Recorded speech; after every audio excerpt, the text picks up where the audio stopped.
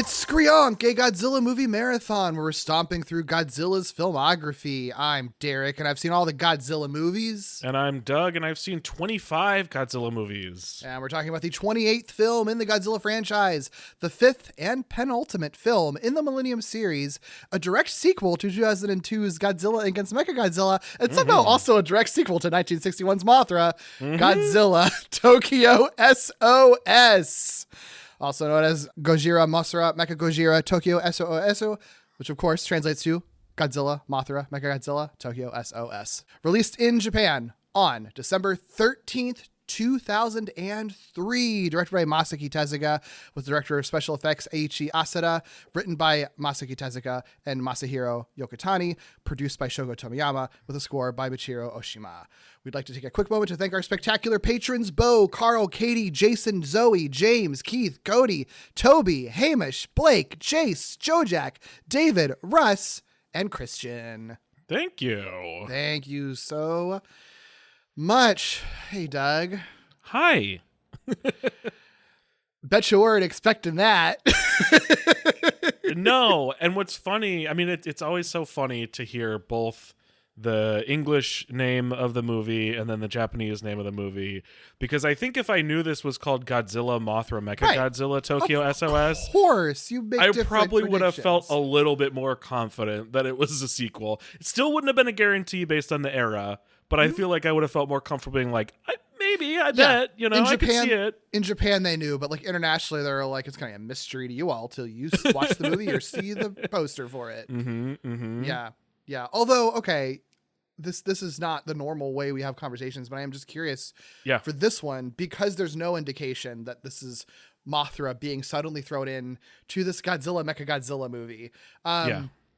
But you get these usually from the library, right? Or is this one that you stream somewhere else? Like, is this a thing where did you know there was Mothra before you started watching the movie? I didn't know there was Mothra before I started watching the movie. This was one that I rented on like YouTube because I think was the only place I could get it in Japanese easily. Got it. So that's how I watched it. And usually when I get stuff from there, I just don't even look at the thumbnail really. Okay. So it was genuinely a suffer. So at what point? Yeah. Because I guess it's still pretty early that Mothra shows up, but like, was it really like Mothra shows up? I'm just like curious of how, because it is such a weird swerve that this movie, that you go from the previous movie in the Millennium Era to this one. Like, I feel like it is a bizarre swerve to suddenly make this the high fantasy Mothra movie out of nowhere. And I'm just curious of like where you were at as you were watching it, getting like realizing what that this movie was going to be what it was. Well, it's kind of hard to say, because I feel like the Mothra stuff, or at least like the Shobijin and like the return of the hottest man to ever live, like you know what I mean? Like it happens pretty early, and it happens like kind of like right after the sort of like recaps, kind of. I mean, maybe not right after, but it's like pretty close. So like basically by the time I learned it was a sequel, because they had sort of recapped a little bit, I guess there's a little bit in between that's just sort of like Kiryu, you know, government stuff, but then it's pretty early. So I don't know. I guess it wasn't. It was a surprise in that I didn't know, but I don't think they were trying to like drop a bomb on me or anything. Yeah, you know. And I mean, no, the majority of people are going to have seen a commercial or trailer or a movie poster for it. It's like, it's very rare for someone to be going as blind as you are, because you're intentionally trying not to know stuff. So I guess that makes sense. Right. Yeah, I don't know. It was just it's an odd movie. I want to say my experience with this movie, when I originally watched this movie, I did not like it. And I think I think I've even alluded to that for the podcast. You have. Yeah. Well, I don't know if you alluded to it on pod or off, but I knew that this was one you were going into, not necessarily like super excited to revisit. And I will say my mind has been changed with this rewatch and with the context for the podcast we've done. But at the time I didn't like it, and I never revisited it ever again. And I think that there's a few reasons for why that is, and why I don't feel the same way that I did when I initially watched it. And I think it was because I I think I said on our Against Mechagodzilla episode that I have a real soft spot for that movie because the first time I saw it was in a theater. It was a great time. So like I was really in love with that movie at the time, and I was and I knew that there was a sequel to it. And that movie, like again, we also talked about it in that episode. It really does feel like it's like leaving a lot open. So I'm like excited going into Tokyo S.O.S. with how they're going to continue the story of that Against Mechagodzilla movie, and then immediately get to Tokyo S.O.S. and they are writing out your main female lead, who I felt like I was frustrated that it's like, wait, but it's like I liked the story of her and Kiryu together, and you're immediately writing her out for like no reason, it feels like. And the swerve that it has into being a high fantasy Mothra movie, I was like, this is not the movie. This is not the sequel that I wanted. Like, this is not continuing the story of the first movie, really. Like, it is. And I was being unfair about that. But but to me, it was sort of like, this is just a different movie. Like, why are you even making the sequel at all? Yeah. Why I feel differently now, and I think it's thanks to the way that we've done the podcast and talking about it, is I have a little bit less love for Against Mechagodzilla, for one, not in a way that like, not in a bad way, but just like, I think I understand it better having talked about it. And and I'm sort of like, I can see why there are stories in that maybe couldn't just doing a direct sequel to that movie for what they had already done. I don't know. I don't think it would have been the movie that I thought I thought at the time it would have been, because I think there's enough flaws in that movie, and maybe the lead character isn't as interesting enough, I think, to carry a second movie potentially. And also, like, I had never seen the original 1961 Mothra film until we did the podcast. You can listen to that episode that we did, that we did with Hamish. The first time we did a non-Godzilla movie was that Mothra movie, and loved it. It's such an amazing movie. And so now coming back into this movie, it's just sort of like, well, I get it. It's just people who fucking love that original Mothra movie, who loved Mothra versus Godzilla, which I think I also have a lot more love for, having done the podcast, than I originally did. Yeah. I'm like, yeah, I'm right there with you, man. Yeah, sure. Do your fucking, make your just like Mothra sequel. Sure. Why? Obviously you love Mothra. It's still weird that it's like retrofit into the Kiryu story, but I just have so much more appreciation for that now, and just the gutsiness of just being like, fuck it, we're just gonna do a Mothra movie in this movie also. You know what's funny about that is like, I'm glad to hear those thoughts, because it also, I think, helps me answer your first question to me about, like, when did you realize, what did you think? And I think the reason I didn't think much of it is because I, as a result of doing this podcast and being introduced to these movies through this particular method, wasn't surprised that they would just throw Mothra into the story. Sure, yeah. Because Godzilla versus Mothra happens right after Godzilla versus King Ghidorah, which is a sci-fi story, and that is the same... It's the same, like, continuation, or continuity. And so I guess I just didn't really think of anything could happen. I think is sort of where I'm at, and I think they have done that, and I think that's kind of what we've been seeing as we work through. Is like they will go from sci-fi to fantasy to space to like grounded, like in no time flat. Yeah. And I think, I was thinking about it the wrong way, because I wasn't like, it's when you're talking about it in the way that we're doing it, and trying to actually also analyze like the evolution of these different eras and comparing them, to other eras across time. Like, you really can sort of see the patterns a lot more. And yeah, like, I think if you're trying to think of it on like traditional Hollywood movie terms, like you're gonna have the wrong takeaways from what these movies are doing. And I think that's how I was approaching it, was just like, even having seen a bunch of Godzilla movies before then, and knowing that, like, yeah, they very rarely carry over characters from one movie to another. Yeah, they very rarely actually just continue the same story into the next movie. I was just sort of like, well, but here's the chance to do it, though, right? This was your chance to do it. But it's sort of like, but why? Why did they need to? They carry over the things that were interesting from Against Mechagodzilla and get rid of everything else. And I honestly, this time around, I'm like, sure, shed it. Do it, tell a new story, and then just pick up on the couple of threads, some of the first one that were interesting. And that's what these movies do all the time. Yeah. I mean, tell me if this is a completely crazy thing to say, but like, I do think these two movies together to me feel like they have like a more direct continuation or stronger connection to each other than like some of the Heisei movies next to each other, or some absolutely. of the MonsterVerse movies next to each other. You know, like it does very much feel like a sequel and a continuation, even if the characters like the world feels the same. Like for sure. The environment you're in and all that sort of stuff feels the same in a way that maybe is a little bit more like, hey, we had a TV series and these were our elements, and then here's our new TV series. Right. You know, whatever. You know, later, but it's all the same. You know, whatever. Yeah, no, past me was wrong is what I'm saying. And yeah, but I get it though, because when we talk about the Heisei movies and we got to Mothra, I was like, it feels weird to have gone from like Biollante and King Ghidorah into Mothra. So like I totally get it. You know, this franchise is willing to curve quick and fast and hard. Mm-hmm. Yeah, and I think I appreciate that more and actually like embrace that more than I think I maybe used to before. Sure. Yeah, so the podcast is changing me too. It's beautiful. Whoa.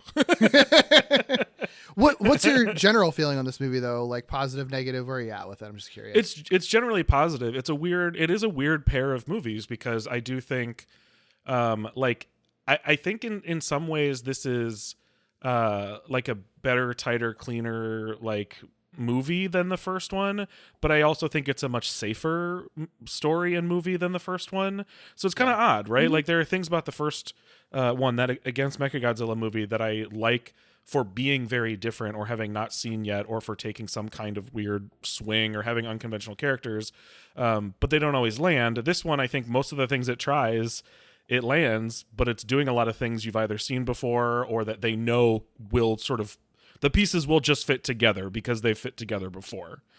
Thematically, it's like way stronger, but the theme is like, there's like one theme. You know what I mean?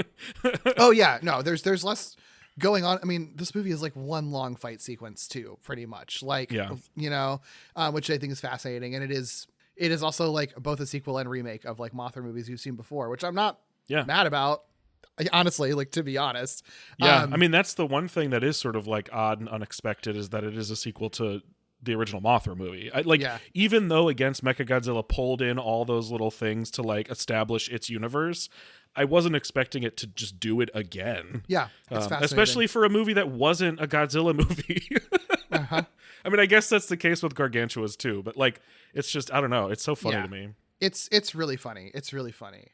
Before we get to some production stuff, one of our former guests, Donnie Winter, who was on the Godzilla vs. Mothra episode, so the Mothra movie that was in the Heisei era, he was supposed to be on this episode as our guest, because I know that this is like his favorite movie, and just at the last minute, some scheduling stuff did not work out, so he wasn't able to be on the recording with us today, but he did send us a really nice recording of his most general distilled thoughts on why he loves this movie so much, and certainly echoes a lot of what we're going to be talking about. So going to play that message now.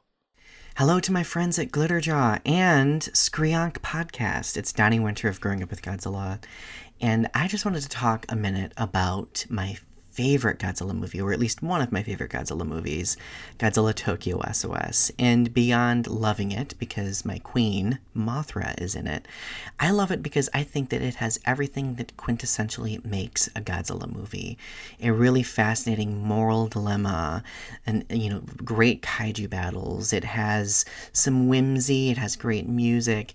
I particularly enjoy the fact that this film deals a lot in the boundaries between life and death, and the fact that humanity tampering with Godzilla's bones to make Kiru essentially, you know, crossed that boundary, crossed it far enough for Mothra to involve herself and be like, hey, you know, like, this is a boundary that shouldn't be crossed, and I will wage war against humanity if it is not remedied, right?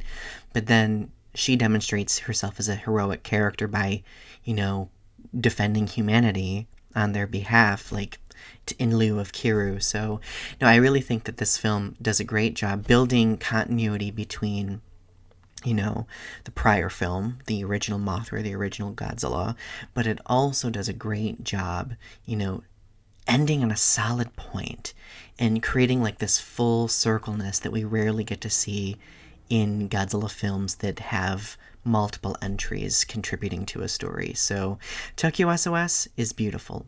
I love the film so much, and I would be remiss if I didn't mention Michiru Oshima's score for it. By far, one of my favorite musical scores in the Godzilla franchise. So, it is my comfort film. I will watch it regularly, and I hope that you all, if you maybe didn't enjoy it the first time around, will always give Tokyo S.O.S. a second chance. Thank you. Thank you so much, Donnie, for that. I definitely agree with the idea of reevaluating Tokyo S.O.S. because that is exactly the journey that I went on of having to give it another chance and then reevaluating it. And now here we are. If you are unfamiliar with Donnie's work, you should absolutely check it out. He does a lot of really great stuff on YouTube, like Growing Up with Godzilla, that interviews people about their Godzilla experiences. It's a really, really great YouTube show. You should absolutely check it out, as well as a lot of his other work, including his poetry and writing and things like that. So I'll plug all of his stuff in the episode description. We will definitely have Donnie back for a full guest appearance on a future episode. But now, let's get back to our conversation about the making of this movie. I think that, we talked about, like, in Against Mechagodzilla. Obviously, if you haven't listened to that one, you probably should, because the majority of the production background is just that movie's production background for this one. But, like, one of the things was, like, I think Shogo Tomiyama was thinking of the idea of potentially, like, having, ending the anthology aspect potentially of the Millennium Era and doing movies that were more interconnected. But that wasn't like a set in stone thing. I think it was still going to kind of depend on how well this movie did. So when Masaki Tezuka was making Against Mechagodzilla, it wasn't really like, he didn't know necessarily that there was going to be a sequel. It's like, potentially we could be doing a sequel where the potential wasn't really there for the previous Millennium movies, but it wasn't a surefire thing, which I think will come into play with some of the decisions that he made. But because that idea at least was out there, they did decide when that movie did well enough to go for having a sequel. So they did go with that plan because it was already in their head. So it wasn't completely out of the blue or anything.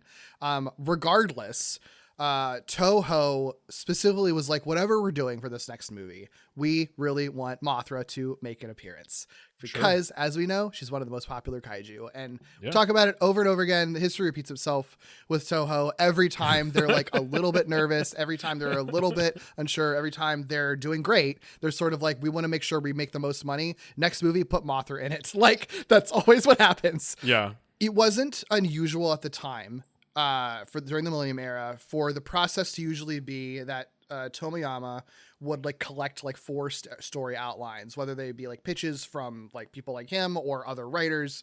It would be like 4 story outlines that they would then present to the director that's there, and then the director would pick one, and that would be the movie. Like that's often what would happen, and then the director would, and sometimes those pitches maybe would involve the director crafting them too. Like it all depends. But that's like not unusual. Apparently what happened this time though is that 4 of those story outlines were pitched to Tezuka, and they're like, we're going to do a sequel. Here's some story outlines for the sequel to your movie. And Tezuka said, and I quote, "They were all boring." This guy's fascinating to me. This guy's so interesting. Yeah, he's very interesting. He said that this is an interview that I watched that he did that I'll link to, and it's quoted a lot on multiple places too. But he said that like all of the outlines were basically a variation of like, there's an island, Godzilla sleeps on the island, and then Mothra shows up. Like that's the movie for all of them. And he said they all felt, quote, somewhat like Godzilla versus Space Godzilla, which gave me pause for a second. But then I'm like, oh, I can sort of see that if they're starting to riff on that formula where it's like like Godzilla fighting another Godzilla. In this case, it's Mechagodzilla, and also Mothra is there. Like that's probably what they're pitching. They're like, well, how the fuck are we going to work Mothra into your Mechagodzilla sci-fi story? Obviously, she's going to kind of show up somewhere and then not really be that involved. Like it's probably what they were thinking. I'm guessing. That's so funny. This is like what we got is like leagues better than that idea. Yeah. Like as far as the sequel goes, as far as like wanting more of the story, which I did when we got to the end of Against Mechagodzilla. I couldn't have predicted what it was, but I wanted to know more. Right. And Tezuka says in that same interview that his response was, quote, "I'm sorry, I don't think I can do this, ... Then I wrote a story overnight and gave it to them." I can't say that doesn't make sense. Like, and that's not like a dig at the movie we got, but I've already said it's simple in its. Yeah. it does cool things, and I'm excited to talk about the cool things it does. Yeah. But it is not a complex movie. No. And I think that's probably his pitch. Probably his pitch was just like, we'll just do Mothra again, like the movie. We'll do Mothra the movie again that people like. Like, why not? And I was like, well, we just wanted Mothra in the movie, so sure, go for it. But Yeah. And he is like, he is a very outspoken, like big, like self-proclaimed kaiju fan from childhood, which I mean, plenty of people who work on these movies are and say that, but I think that he's the way that he talks about it, it makes it sound like he is genuinely like a big nerd about it, you know? So I think it kind of makes sense that his approach to these movies sometimes is like, if I can't think of anything else, I'm just going to do the movies I liked when I was a kid, you know? Yeah. Well, and I mean, that's obviously going to be part of it, but I think you can kind of see from this, one, the fact that he didn't just accept one of the stories that he genuinely thought was not a good follow-up, and the stories he's tried to tell before where he's trying to like, you know, he's trying to like do something in the space, you know, like those are two things to me that tell me he's not just like there to direct whatever. He's there because he likes doing these things and wants to tell stories. Yeah. I don't know that he did Megaguirus, right? Right. He did Megaguirus against, and he's one of the few people who made a movie that with like a completely new monster and no other, right. You know, like I don't know that you do that if you didn't grow up being really excited and excited for your chance, you know? I think that I've been a little bit down on him in those previous movies, and I've sort of turned around on him with reading quotes from him about this movie, like in that interview. And then there's some quotes from him in the first 70 years Godzilla book too.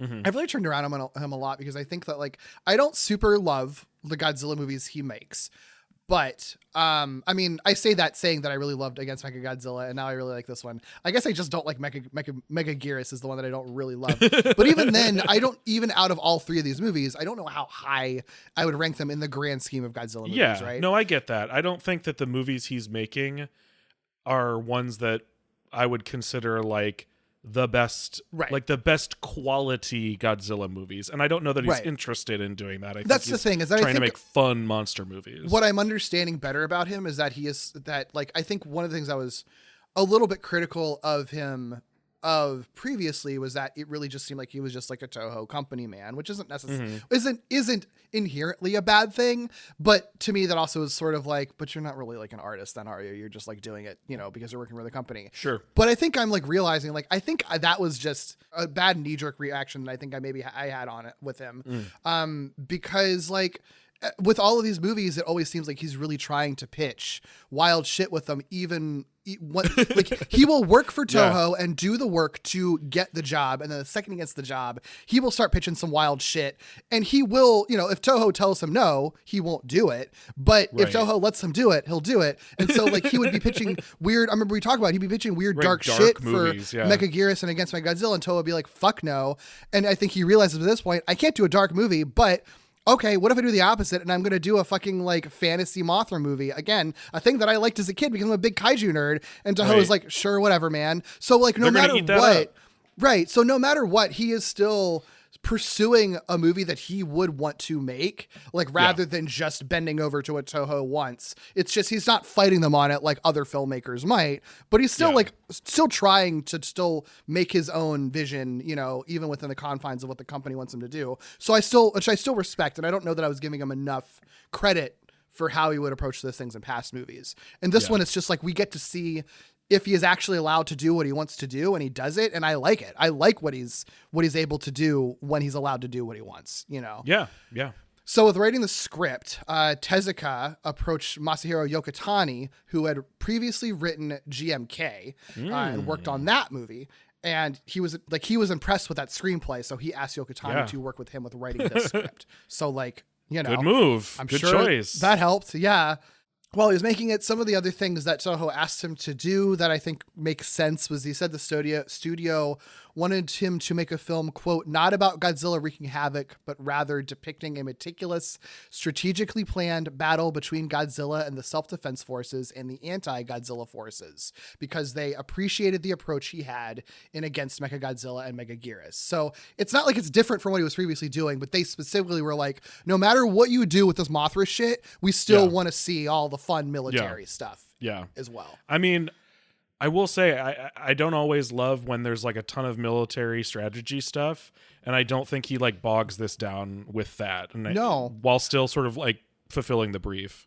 I think it feels extremely different, and we'll definitely get into it. It feels extremely different for your main character not to be your hotshot pilot or someone who's like on the front lines, but to be a fucking mechanic. I think that is a genius move. That it's like either you've got your journalist and scientist, or you've got a fucking hotshot pilot. That is the archetype. So finally, I have a movie where it's sort of like there are other people other than them that can exist and do jobs. Like, yeah. Well, and it's good to see that he's down to do that, because his two previous ones were I mean they're different, but they were sort of what you would expect in the role, you know. Still pretty similar characters, you know, characters. Yeah. Right. Yeah.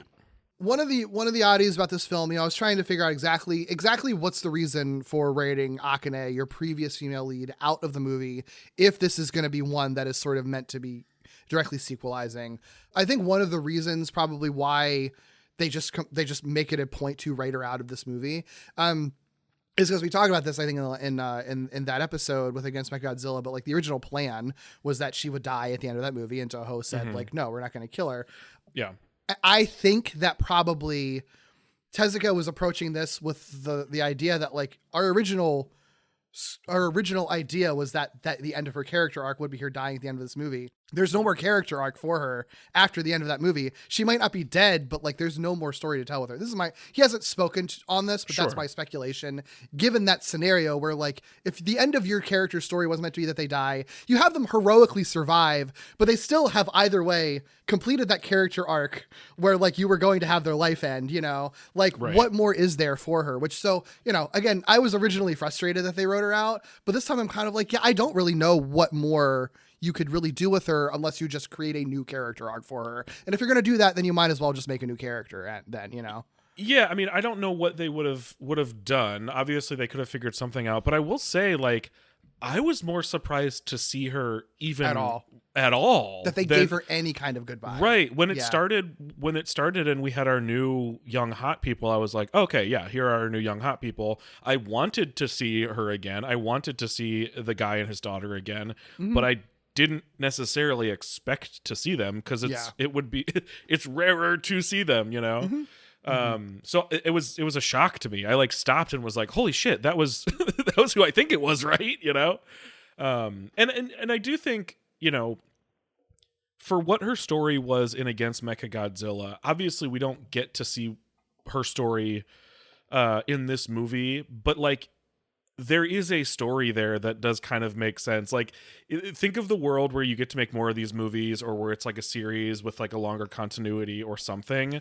Like having her leave this squad and then go abroad to like learn from another squad doing sort of similar things does give you an opportunity to like change her status quo in some way, shape, or form. So you could either tell that story there, or she comes back and she's like different for reasons that make more sense than just it's a new movie, you know? So yeah, or you have your like hypothetical third movie or fourth movie or fifth movie where like at some point later on they bring back your first protagonist and she has a new robot that she's piloting or something like that. And, you know, like these movies, you know, she's helped pioneer something. You know, like obviously Godzilla movies don't do stuff like that, but there's plenty of franchises that have characters sort of pop in and out throughout the franchise if it goes on long enough. So like there's no reason that you couldn't do that with a character like this if they did want to keep this continuity going for a while, you know? Yeah, I mean, I'm sure there's plenty to say of the fact that I did not expect to see the same characters in a sequel. Like I'm sure you could say whatever you want about that and about the franchise, but that's just not what the franchise does.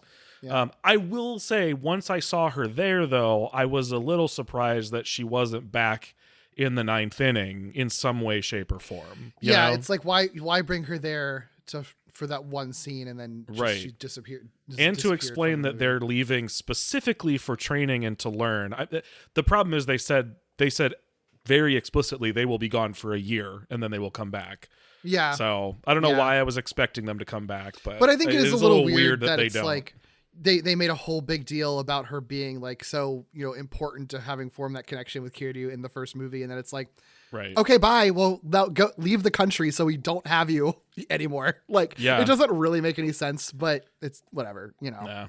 I have to imagine probably part of it too is that They were just throwing the actress a bone. Like, here's a little extra paycheck since you're not starring in our movie and you get a cameo and you don't have to really do much. And now you can go back to your TV roles that you've got now. So, honestly, I don't know if I stand by what I'm about to say 100%, but there is part of me that's sort of like, I'd rather this than have like Miki in a movie the whole time and doing nothing, like, I don't know if I would have been more annoyed to have Akane there not being important than just having her written out. So I don't know. Yeah.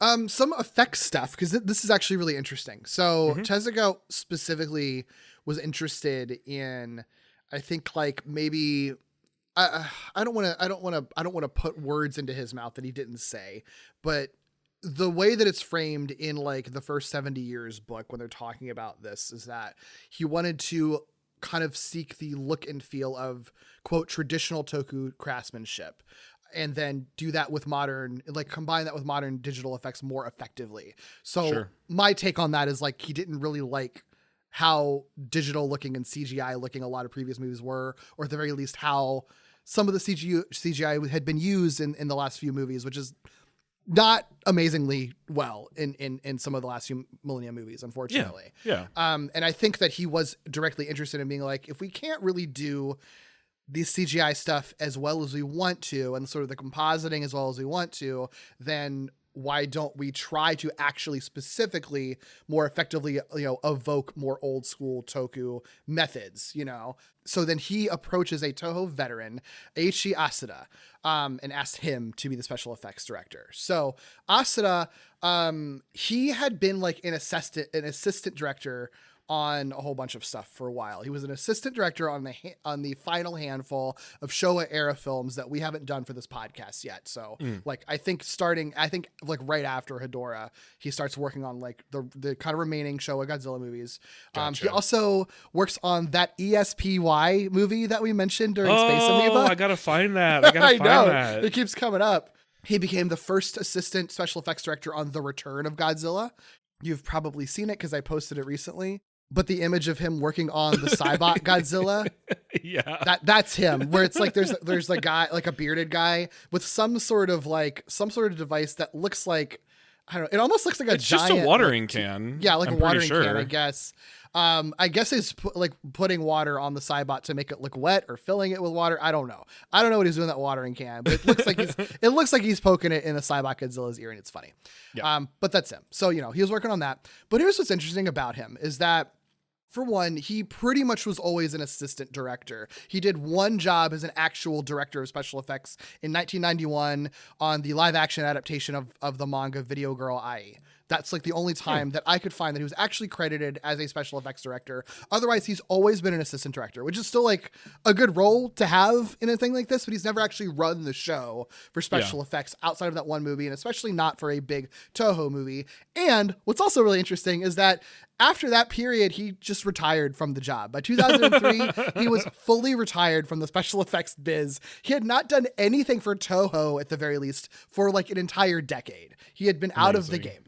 But I think Tezuka was just, looking for people who were A, alive, and B, could be available to work on special effects stuff on that movie, who had been around for the Showa era, and could then sort of evoke that. And so he reaches out to Asada, and Asada says it was out of the blue, was not expecting someone to call me now of all times, 2003 of all times, asking me the director of special effects on a Godzilla movie. But he was like, whatever, I'll just he just said he jumped on it without feeling any pressure about it, because it's just I don't have any skin in the I'm retired. I don't have any skin in the game. I don't even know if this movie's actually gonna happen. Whatever. Right. So they do intentionally approach this with kind of an old school Showa era frame of mind for special effects intentionally. Obviously they still have to integrate digital effects and stuff in it regardless, because it's 2003. But I personally would argue that this movie does it way more effectively than any of the past Millennium era films have.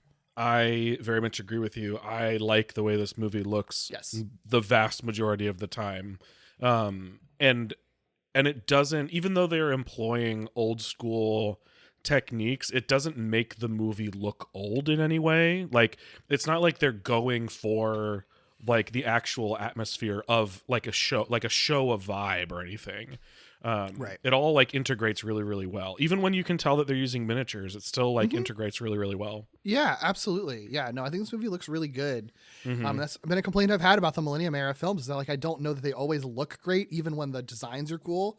This movie does. This movie does look good. So Yeah, and they have some moments, not all of them, but they have some moments where they're using, computer generated graphics, not necessarily just as like computer screens or whatever, that do look surprisingly good. Like the water bulge looks like surprisingly good.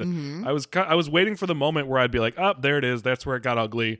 And the water bulge really doesn't. So yeah, it's really impressive. Yeah.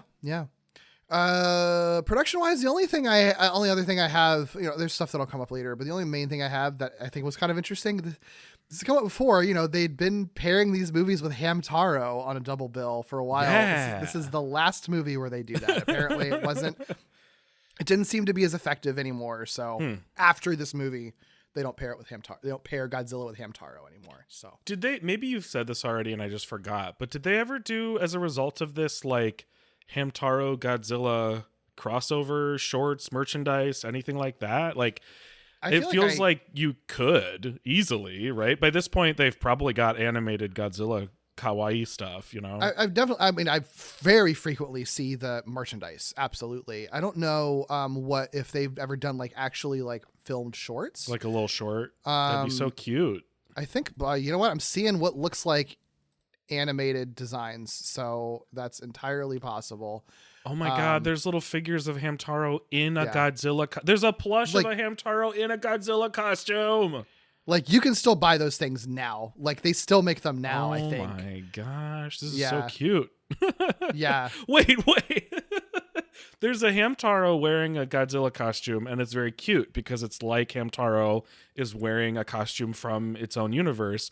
And then there is like a GMK like Godzilla figure that just looks like Godzilla from GMK that just like has Hamtaro's face in the mouth. I see the same thing. That is so funny. It's incredible.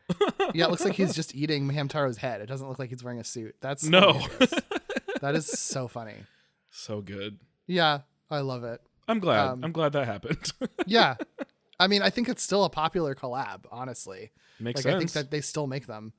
Okay, the kaiju in this movie, before we get to the actual kaiju, I want to start with the reason that we watch Space Amoeba. Yeah, dude. I don't think I missed anything. It's one thing, right? Yep. It's that Kamibas shows up again dead as hell. Oh, trust me, there are people who specifically reach out to me and sort of like, you're making Doug watch Space Amoeba for that? Some of you are so invested in my journey, and I love it. I love it so much. And you know what? If you haven't listened to our Space Amoeba episode, it's a hella fun time. You should. Yeah. It's a movie I would have watched anyway, you know? Right. It's called Space Amoeba, and it's got like a cuttlefish kaiju in it. Like, come on. Yeah. Yeah. That's so funny. Kamibas, there's just a Kamibas corpse in this movie. It's so funny. It's so funny. It's so random. Originally as scripted and is like, I think in concept art, it was going to be a Leopleurodon, which is, I could show you a picture, but it's basically like a kind of a plesiosaur kind of dinosaur. Ooh. Here's some concept art that they had for it. But like, it's pretty much what you would expect for that, right? Like they were just going to have a dinosaur that you hadn't really seen in a Godzilla movie before, right? And it was the same deal. It was always going to be a corpse of a kaiju that had its like throat slit or something like that, just to show that Godzilla's out there killing monsters. Yeah. The only reason that got stricken was because Toho is like, if you're going to make a new kaiju, like create a new kaiju, you can't just have it be dead. So like and we're not going to give you the money to like show a fight sequence. So if you want to have a dead kaiju that does nothing, make it one that already exists. So we're not like wasting that. We don't want to, imagine the debut of a cool kaiju movie is that it's corpse and you never even see it alive, right? Like I understand the logic. I totally understand the logic. It would be frustrating. I'd probably be frustrating if I were watching this movie in 2003 and we're like, new monster, and then that was it. But also, that would be kind of iconic if they like made a whole new monster, and the one time it ever appeared, like never brought it back, even was just like it was just dead on the beach. I mean, imagine, like, it would get a figure. It would be that iconic. You know what I mean? Yeah. There would just be a figure of, like, dead new monster on the beach. Yeah. Would you like to guess who Tezuka was then, after they struck that down, considering to be the kaiju corpse? It was gonna be Anguirus, wasn't it? It was gonna Son be of a Anguirus. bitch. I mean, at least in this case, it means I avoided just like the carcass of Anguirus in the movie. But good lord, that is wild. Uh-huh. I think it was I think it might have been in our Against Mechagodzilla episode. Where you said something that makes so much sense to me, which is, if these people all grew up on Godzilla movies, they're probably trying to get Anguirus, one of the monsters they remember, into these movies, and to just keep finding out it's not the right fit, which does make a lot of sense. I do get it. Right. But damn, another one. It's another one. Wow. Obviously, you know, I think I don't know if Toho shot it down or if that was just like one of many options, because another option was making it just be like making it be Gamera, just as kind of a take that to Gamera for being a competitor. I mean, is there a world in which they chose Kamibis for that reason? That's why they chose Kamibis.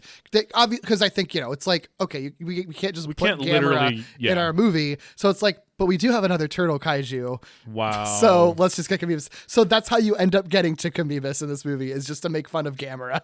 Wow. Because, you know, because like Gamera had, I guess it had been a while at this point, because the Heisei movies came out, and like, it wasn't that long ago that Gamera had like a popular handful of movies that had come out. So I think that's probably still on their minds. You know, so. You know what's funny though is like, I do think it's funny that they did that, but it is also kind of the equivalent of like talking shit behind someone's back and being like, I could totally kick their ass. Like, but they're not there. Like, right. That's kind of what it feels like they did. Our monster could beat up your monster. Yeah. And you have no control over the situation, so you can't argue about it. Yeah. I mean, like, I know technically it's like got a different name and it looks different and it's a different monster, but it's basically like if Godzilla killed Gamera, right? Right. It's so funny. I love it. I'm looking now at a picture of Kamibis on the beach and a picture of Kamibis in Space Amoeba. I mean, they did redesign it. Because it's like, I mean, they redesigned a brand new prop for it. Like its head is pretty different, actually. Mm-hmm. It's not like a wearable. Cool. It's not a wearable suit, obviously, because nobody was ever going to wear it, so it's just a prop. But yeah, I agree. I think it looks cool. I don't think I have any information on like the prop. I think it was just like make him look more like a Millennium Era monster when they did it. Yeah. You know? It's a cool update.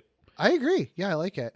I do like that they get in one joke about like there's some guy, I forget exactly what he says, but he's sort of like Kamibis. Like, could they have come up with a name that's easier to pronounce? Like, yeah, I thought that was really funny. But what's funny is this movie does a thing where Kamibis, I think, is the name of one of these monsters, because they clarify that it's called a Megalomotomata. Like, it must be that like. That's the type of monster, and Kamibis was the specific monster? I took it as more like Kamibis is like the name that people call that monster, and then the other name was like the scientific name. Oh, like the Monsterverse thing? Yeah, because like the Mata turtle, like that's the oh my god, right? It's like very seriously the Monsterverse. Monsterverse basically just did this because... Yeah. Instead of like Titanus Mata, you know, or whatever they do over there. Because I think there's sort of like, because they reference like there was another one like so many years ago, but it wasn't when Space Amoeba came out. It was from like 87 or something was what they were referencing. So like they're just basically, you know, we know this is a world where there are other kaiju. We just don't know exactly what kaiju there are. And this is just saying that like Kamibis is just one of the kaiju people are aware of that have existed before. Yeah. You know? Can I say, I know this certainly is in part to Against Mechagodzilla, because they made it a point to do this. But these two movies and the universe that these two movies exist in, I think might feel like the most like monster-filled universe that we've seen after Showa. Like, I know the other universes have monsters. Sure. Like, you know that they do because they have multiple... Like, Heisei, you know that other monsters exist because you see movies over and over that have them. But I don't know that the Heisei movies feel as much like, oh, this is just a planet populated with monsters, and we just kind of all know that, you know? Yeah. And not all of the Millennium movies necessarily like feel that way, but this movie and the last movie basically specifically say like these groups and these weapons exist for monsters in general. Like it's not just a Godzilla thing. It's like there was that monster attack back in 87 and that monster attack back in whatever. And here's a turtle that just washed up that no one was even thinking about, but now we have to look at it because Godzilla killed it. So there was just this fight off screen. Like there's a whole world and ecosystem of monsters that exists that we get to see the evidence of, even outside of the like main story conflict. Yeah, no, I think that's a good point because I think a big difference is like a lot of pretty much, I think all of the Heisei movies and maybe also outside of these, all of the Millennium movies give an origin story for every monster that shows up. If it's another monster and it's their movie, you're seeing where they came from explicitly in each movie. And the movie is about the emergence of this new monster. And it's not really necessarily an implication that in between movies, there are other monsters being spotted or fought. It's like, every year there's just another new monster and that's the monster. Right. Whereas this one, there's always things in the background that they're just kind of casually like, oh, as we all know, 50 years ago, that other monster attacked. That's not a thing we're dealing with right now because we just know that that's already been dealt with or whatever. Like, right. Like Heisei yeah. is a movie where monsters exist and everybody knows it, but it feels like significant or special or like there's something unique about when the monsters show up. This universe is like, no, monsters are ordinary and we have just had to adapt. Right. Yeah, that's a good point. And yeah, that feels very Showa. That feels like a very Showa approach. Right, because at a certain point, it just gets like by the time you're at, destroy all monsters and all monsters attack, like you just assume that there are monsters filling the universe. Right. Yeah. That's I never thought about that. That was a really good observation. Yeah. Speaking of monsters, our other actual starring ones that aren't just corpses in this movie. Godzilla, I don't know how much we have to say about him in this one because it's the same guy, Tom Kitagawa. It's not technically the same suit because they did remake it, but it's the identical design. The only change is that they just gave him a scar in his chest. Other than that, it is the same design, new suit, but exact same design. Looks the same, operates the same, but a very cool one nevertheless. Thrilled to see it. I think seeing it again in a movie that I hadn't seen yet just affirmed that like I really, really like this Godzilla design. Like I'm very into this Godzilla design. It's a very good design, and I do think that the movement of the head and the articulation that it has and the great puppet work and animatronic work of the head, like I noticed it in the last movie, but I noticed it even more in this one. Like the facial expressions are so on point in this. And the Blu-ray that you can get for this movie, that's like the 2-pack that has this and Final Wars on it. There's like a little special feature. It's like a behind the scenes for this movie, but it's not like a full featurette that's narrated or anything. It literally is just fully just effects stuff. And it's just fully just seeing them do some setups for effects things. And then they show that, and then they just show the actual scene, what it was. And it really is like really incredible. And it was really cool to see on that, like when you see just the top head piece of the gut, like not the suit, but like the actual robotic, like cybernetic head that they use, and just sort of seeing how much it can move. Like it's so cool. Looks like a living creature. It is really, really cool. It's very, very cool. Cool. Well, Kiryu, first, before we even get into the suit, which is the same. Like, I actually don't know how much to say about that. So actually, there's not really much to say about it. I know it's not like Kiryu 2 or anything. Right. Like the only difference with him is that they like beat the fuck out of him, so they add a lot of battle damage to him. But it's like it's a new suit. Actually, real quick, there are some changes to it. Yeah. Like there's some that was partially remodeled. They repainted it a bit, so there's a little bit more of like a kind of a gunmetal finish too. It's kind of a darker color than the last one was. I don't know that I picked up on it while I was watching it, but like it is a slightly different color for Probably makes it feel less like brand spanking new, which makes sense, Yeah. They did try to reduce the weight of the suit with some new components, but I don't think it changed the designs. I think it was just how restructuring in the material that they were using. So I think it's a slightly lighter suit, slightly easier to move in.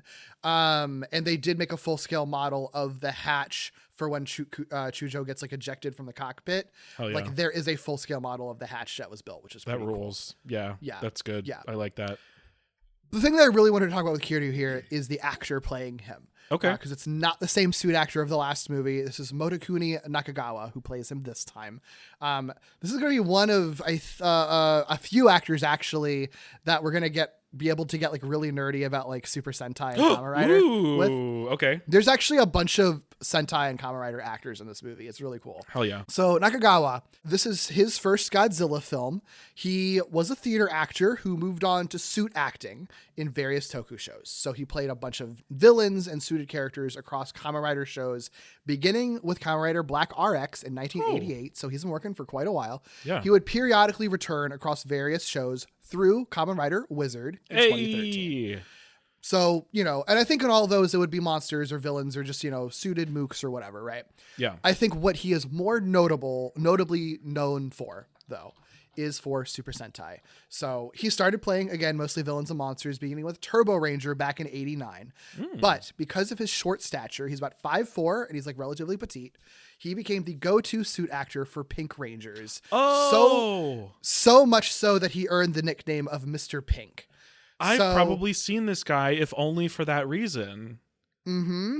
Oh, yeah. So he started as the understudy for O Pink and O Ranger, aka Power Rangers Zeo, and then went full-time as the Pink Racer in Car Ranger, aka Power Rangers Turbo. Mm-hmm. After that, he would either be the main Pink Ranger or female White or Blue Rangers, or at the very least, if not their main actor, at least an understudy for all of the seasons from Car Ranger up through Hurricaneger, aka Ninja Storm. So he's working through the 90s, through the early 2000s, right? If you watched Power Rangers, you've seen this guy working. If you watched Power Rangers at any point, you have seen this guy working at some point as a Pink Ranger, especially if you watched it like in the mid 90s to early 2000s. You have seen him at some point in some episode, probably playing a Pink Ranger, maybe like a White Ranger in Wild Force or the Blue Ranger in Ninja Storm at some point. Not in every episode for all of them, but I think it's only a couple of those seasons that he's not full time, but he always appears in at least a couple of them.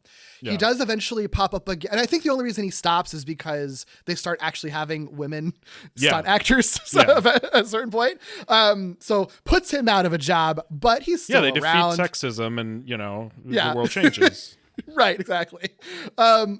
So he does continue, but he does still work because he continues popping up as other characters. He does actually return again as a Pink Ranger in Bukenger, aka Operation Overdrive, years later. So then he still plays that. I think that was a team that had 2 female Rangers even in the Sentai, right? So that helps. Yes. Yeah, that helps for sure. And then after that season, he would continue to appear as monsters and other suited characters through Koryuger, aka Power Rangers Dino Charge in 2014, and that one playing the T-Rex Zord, which feels fitting, amazing, considering he's Mechagodzilla in this movie. Another robot dinosaur. That's the last role that I've found that he has had. He's probably retired by this point. I mean, the T-Rex Zord, if I'm thinking properly, is like much more like it's like got more character than a lot of Zords you typically see. Like it is kind of a character. So makes sense to get like a monster suit actor for that. That's awesome. Yeah. But yeah, Mr. Pink, man, I love it. Pink. It's really cool. Really cool. Anything else you want to say about Kiryu right now? No, I don't think so. Nah. Cool. Okay. Mothra. Yes. So obviously no actor in Mothra. It's another, as usual, it's props that they built. So a few things about this Mothra. So special effects director, Asada said, and I quote, "Mothra basically doesn't have much room for improvement. So all I changed were things like the way its legs move." Okay. I'm so glad to hear him say that, first off. And I love the way this Mothra looks. I love the way that it moves. I love the way that it looks when it moves. I love seeing it in combat. I don't know that Mothra's I haven't seen the Rebirth trilogy, but like this is the best I've ever seen Mothra look and move, and she looks amazing. And I was watching this, and I was watching her wings move and her fight and all this sort of stuff. Beautiful. And I hate that this is what I was thinking, but I was like, see, Monsterverse, you can fucking make her look like Mothra, and she will look fucking cool, and she will she will be awesome, and she will do all the cool things still looking like Mothra. Monsterverse. because she doesn't look stiff in this. She doesn't look she looks like so fucking right. She's awesome. She's awesome. They took a lot of effort in like changing how they operated her wings this time. They look amazing. Yeah, like they very particularly like, so apparently with past movies, she would just be suspended from above with like piano wire, right? And which makes sense. And they pulling on her wings. I'm assuming just from the top, they'd pull them on him and flap them. Yeah. And I do think that's one reason, that's one flaw that Mothra has always had, is that sort of as beautiful as she is, her wings always look very flat, and they don't look like a real creature flapping their wings. It does look like they're just being pulled. So they took a lot of effort to having a prop that had wires both at the top and the bottom. So they pull from the floor to kind of compensate and improve that downward flapping motion at the same time, which I'm sure was really, really hard to operate on set, right? It takes literally twice as many people up top and up on the bottom, and that you then have to like edit out and post digitally and stuff. But it's so fucking worth it. It makes such a big difference. They look so good because I know when we talked about Monsterverse, one of the things we talked about was how Mothra's wings move and how you have to try to get not a sort of flat, stiff flap, because that wouldn't be how they move, but there's sort of like a flow to them if you can slow it down and actually look at how, moth and butterfly wings move. They're flexible, and these do that. They have that sort of wave flap to them that just looks so good, and it's real. They're real. They look so good and they're real. They're so good. Yeah, it's really cool. I was blown away. Yeah, it's really effective. Like, it's so clear in this movie how like I can like envision it in my head. Yeah. And it's like I've seen Mothra in so many fucking movies, and she always looks pretty. I mean, not always. Most of the time she looks pretty. And yet this is now, I think, like, this is like when I think of what Mothra wings should look like, this is the go-to for it. Exactly. And it's so funny that it's just like, honestly, just that one change, and everything else about her is like basically exactly the same. And yet that makes such a huge difference. There's a quote from one of the creature makers, like one of the people who actually, I think, physically build Mothra, Shinichi Wakasa. It's funny because it's a little bit shady, but then it ends on a good note. He says, and I quote, "There have been wonderful adult Mothras in the past, like in 1964. But since then, there hadn't been any good ones. Therefore, I wanted to make a perfect Mothra." That's shady because that's not just throwing shade at like the Showa era. No, that's also throwing shade at the Heisei era and all the Mothra movies. Like everything, like all the rebirth of Mothra movies. Right. Yeah, and then That's he says, so even funny. though Mothra is beautiful when we create it in the workshop, it's the Wireworks operators who really make it look alive, which like speaks to what we were just saying, that like no matter how you design it, the movement is what matters. Yeah. But it is just funny that everyone was approaching this with being like, the early 60s Mothra was the best one, though. They right? Let's just got it in one, right? They really did. I will be absolutely unrelenting and unforgiving next time we see Mothra in the Monsterverse, because this fucking movie makes her look awesome, and didn't have to make her look like a fucking wasp, Yeah, she's beautiful. And the people who make her agree with me that you can't improve on the design. Yes. That prop is a little over 12 feet long. That's a huge prop. Yeah. It was covered in fur imported from the United States. I don't know what kind of fur it was. I'm assuming it was probably synthetic fur, I guess. But then if it was synthetic, why would they import it from the U.S. actually? I was going to say, gotta be real. It's it probably is probably something like, real. Yeah. I don't know why I can't think of animals right now, but some animal. I don't know. Some North American mammal. Yeah. Maybe from people hair. They just ordered like a bag full of human hair wigs. Yeah. There's also apparently, I think I pulled this from the 70 Years book. But they're talking about how like another thing with Mothra is like there would at points be someone actually directly behind her, behind the prop, like on the ground, with one wire connected to a pulley. So that when she would have to deploy her poison pollen attack, because doesn't she have to like kind of lean back a little bit and sort of, doesn't it turn a little bit? Doesn't she? She sort of like angles up, like it's not the same angle as when she's just flying and it's parallel to the ground. instead of trying to figure out how to like marionette her from the top or bottom, they literally have someone on the ground behind her with a pulley so they could do that, which is just wild because then that's another person that they have to like figure out how to hide and like erase, right? I love it. So it's like kind of cool how hard they went on making sure that every movement that she does, even if it involves an entire like a new person with a new job, like they still were committed to it. They're showing proper respect to their queen, you know? Yeah, truly. Yeah. Tezuka's like, y'all wanted me to just have like Mothra like cameo in a movie like she did in Space Godzilla? No, Girl, we're no. gonna make this Mothra's a movie. Right. If she's showing up, she's showing out, okay? Like, oh amazing. boy. Oh. We also get twin Mothra larva too in this. I wasn't I mean I should expect a larva form of Mothra if we are getting Mothra at any point, but I still was surprised until I saw the egg. Yeah, I mean, you know, and it just speaks to like this being, you know, an homage to also Mothra versus Godzilla too, right? Like having the twins, you know. I do love that the Shobijin are like, oh, twins. Yeah. Like they didn't even know. They're surprised too. Their magic ultrasound did not show the second Mothra.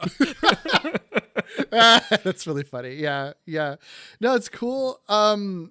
Yeah, they're not identical, which is I think a first for Mothra. Oh. They're slightly different. I didn't notice this. So in the canon, I don't remember how much do they spell out in the movie that one's male and one's female? Do they even say that in the movie? Because that's technically that is what is the case. I don't but remember I actually don't that. I did only remember watch this once, but I don't remember that, and that is fascinating to me because Mothra has never been male, right? In non there's some non-Godzilla things that there's a boy. There is a boy Mothra in. Gotcha. So this isn't a first for that, but in a Godzilla movie, it certainly is, and it's still a rarity, you know. Yeah. The male larva has like slightly darker skin and more pronounced tusks and tail spikes compared to the female is the difference. So it's very really subtle. Is like Pokemon. It's very subtle. Yeah, absolutely. They were each given their own unique names by the production crew. That's not stated in the movie. The male is called Taro, and the female is called Hanako. Oh, they have such cute names too. I love them. They do. It's very cute. Aw. Yeah. They did create a whole bunch of different models for them. They created like one for movement, one for action, one for close-ups, one for water for each of them. So they had a lot of different like Mothra larvas hanging out there. They made the close-up ones specifically had like radio-controlled mouths so they could articulate those. They also made hand-operated puppets of the heads for when they are hatching, but just for when they're hatching. Where are the props? I know. Right? I want to see them. Yeah. That's amazing. Yeah, that's so interesting that I mean, I know that they are not using the literal same prop every time they show a larval Mothra, but it has been interesting to me that they have really not ever changed the general idea of even the larva. I mean, as much as they have really not veered far from the adult form, they have also not with the larva, which is just interesting to me. Again, they just kind of nailed it in 1961. Yeah, I think. Yeah. Even the look of the egg, it just looks like the same egg. I know. They don't even make the egg look, you know, in any way different. It just is what a Mothra egg looks like, period. I don't know, man. I think that's like not the wrong approach to these types of things. It's sort of like, you know, it worked before, just do it again. Like sometimes. Yeah. Anything else to say about the kaiju? No. Cool. They mostly are the same as we've seen before. Right. And exactly. The new one is sick as hell. Yeah. Okay, let's talk about the characters, because I have a lot to say about the cast of this movie. There's a lot of really fascinating cast members. So, our lead character, Yoshiro Chujo, who's played by Noboru Kaneko. We'll talk about the character in a second, because there's definitely plenty of things to say about the character. But some people who watch Toku shows might recognize him because his breakout role was as the lead ranger Gal Red in Gal Ranger in 2001. Whoa.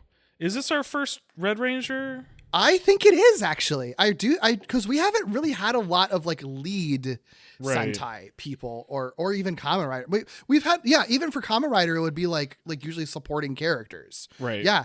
So this is our actual Red Ranger, and that was in 2001. So he had already been like the lead in Gal Ranger, which if you only know Power Rangers, that's Wild Force, right? So like that's a role, he's reprised multiple times. He actually also popped up very recently playing the Black Ranger's father in Boon Boomjer. So like he's still around in the Sentai world, funny enough. That's awesome. Yeah. But that's what he's known for. But what's really cool about this character is that he is the nephew of Professor Chujo, who's returning from the original Mothra. So do you want to talk about our lead guy first, or are you champing at the bit to talk about our other guy? It's all right. We could talk about our lead guy. It's okay. Okay. I like this. I mean, it's a little bit weird that it's like we get so few female protagonists in Godzilla movies, and this one trades a female protagonist for another dude. Yeah, I was wondering as that was happening. I was like, ooh. Is this actually what they're doing? And this movie is very man-centric because, even like the ostensible like female lead of this movie like does nothing at all. It's barely there. Right. It's mostly dudes. They really are just sort of like, we introduce Mothra. That's too many women in the movie now. We've got to get the others out of here. Totally. But you know what? As it was happening and as I was realizing what they were doing, I was like, I guess... Like, it's weird that they're doing this, that they're replacing their female protagonist with a male protagonist. But if they were going to do it, I'm glad that they replace her with, like, not a fighter pilot, not a macho guy. Like, he is not quite as sad boy as she was sad girl, but he is a little bit of a sad boy. You know what I mean? Like, a little bit, so, in a different way. Right. He's at least, like,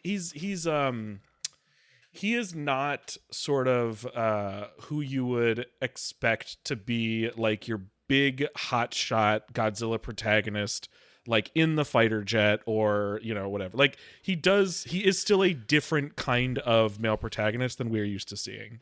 Yes, he's someone that you kind of root for him to become an action hero by the end of the movie in some way, rather than him starting the movie as an action hero. Yeah. Because the smart thing about this movie that we referenced earlier is that he's a mechanic. He's a repairman. Like that's his job. He is working on Mechagodzilla. So it's not like he's not like a regular dude necessarily, but his role within this like giant project is really unique. We never really get that perspective. He feels the only other protagonist he feels close to me is, I don't remember his name, but the lead in Mechagodzilla 2 in the Heisei era, the Pteranodon fan guy. Oh, sure. This is another person he's not on the front lines and on the action and is involved in these big projects, but is also just like a big nerd. Like that's kind of his whole deal.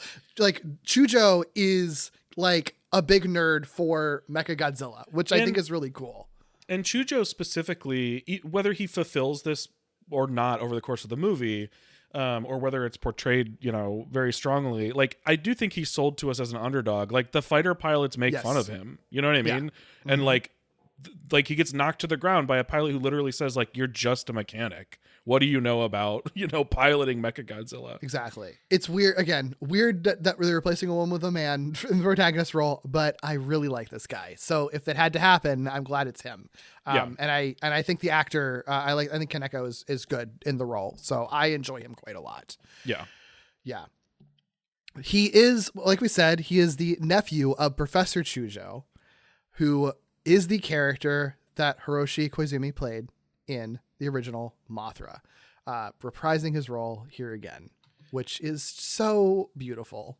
Yeah, I was not expecting it. The moment he showed up on screen, I screamed. Right, I know. He even shows up the same way, like the paper in the movie. The paper. Like he had the paper, and it's like this time it's like a book, and he puts it, reveals his face. It's so fucking good. And it's like, yep, still hot, even as an old man. I know.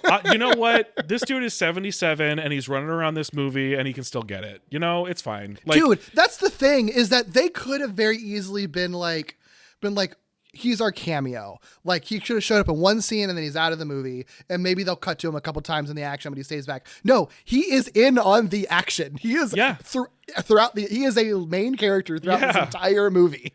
Yeah, I know. There were times where I was like, stop making this poor man run. Right.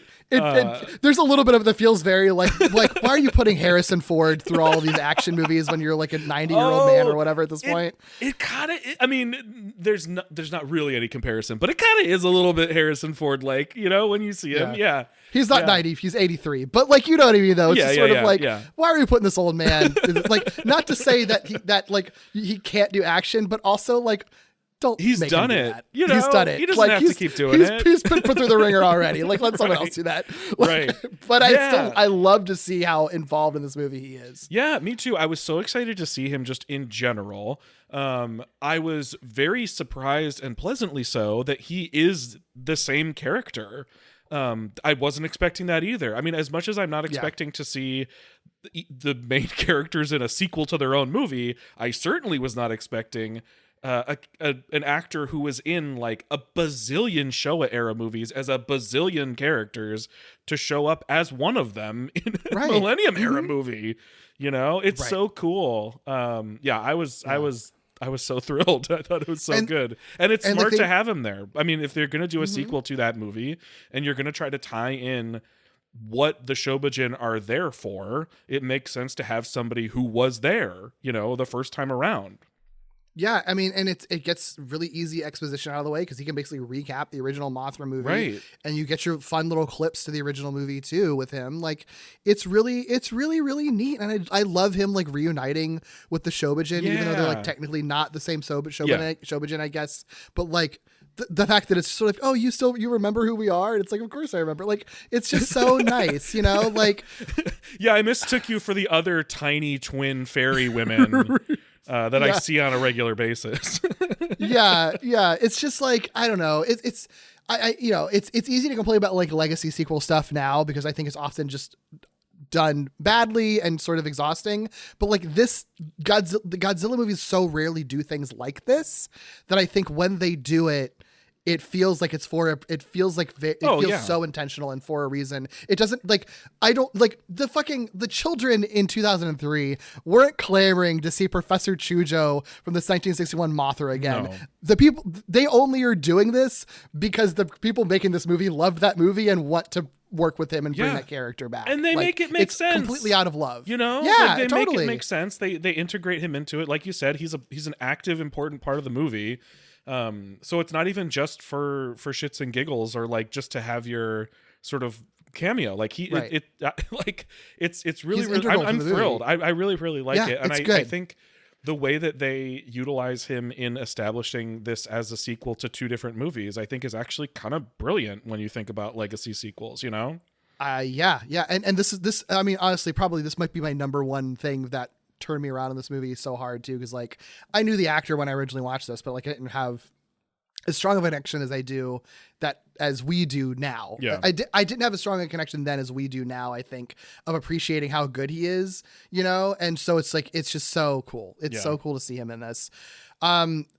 Everything about him being in this movie is really neat. Like this is the first Godzilla or Toho film that he had done since 1984. Whoa. He hadn't been working with Toho in an incredibly long time. Yeah. That's like 20 years, right? Mm-hmm.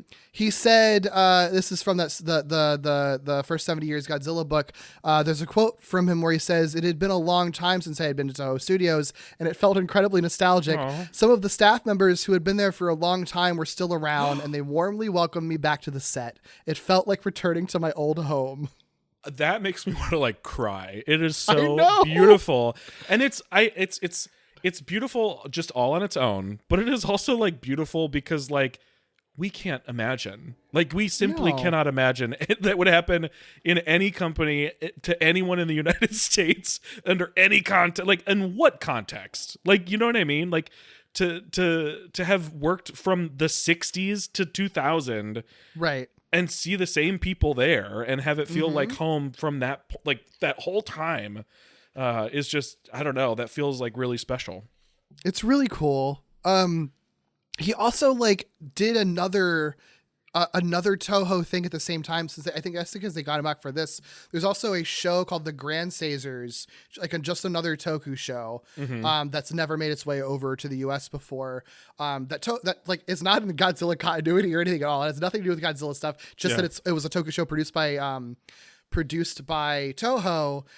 And there's an episode that they've made that they film around the time of this movie. I guess because they had him on set, they just bring over to that episode and have him just play the same character. They have him play Professor Chujo. What? He's named Professor Chujo in that episode. It's only for like one scene, but they just have him there while they had him. So they get like 2 appearances of this character out of just him coming back for this movie, which is just so funny and cool. And that is the kind of thing that like gives like continuity nerds like life. You know what I mean?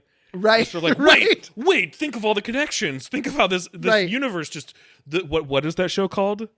Grand Caesars. Think about how the Grand Caesars universe just blew up. You know, like it's just yeah, it's so funny.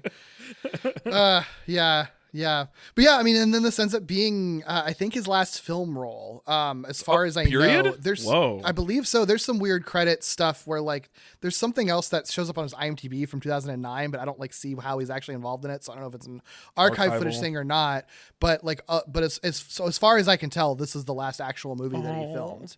Yeah. Which is like such a cool full circle thing, you know? Yeah, absolutely.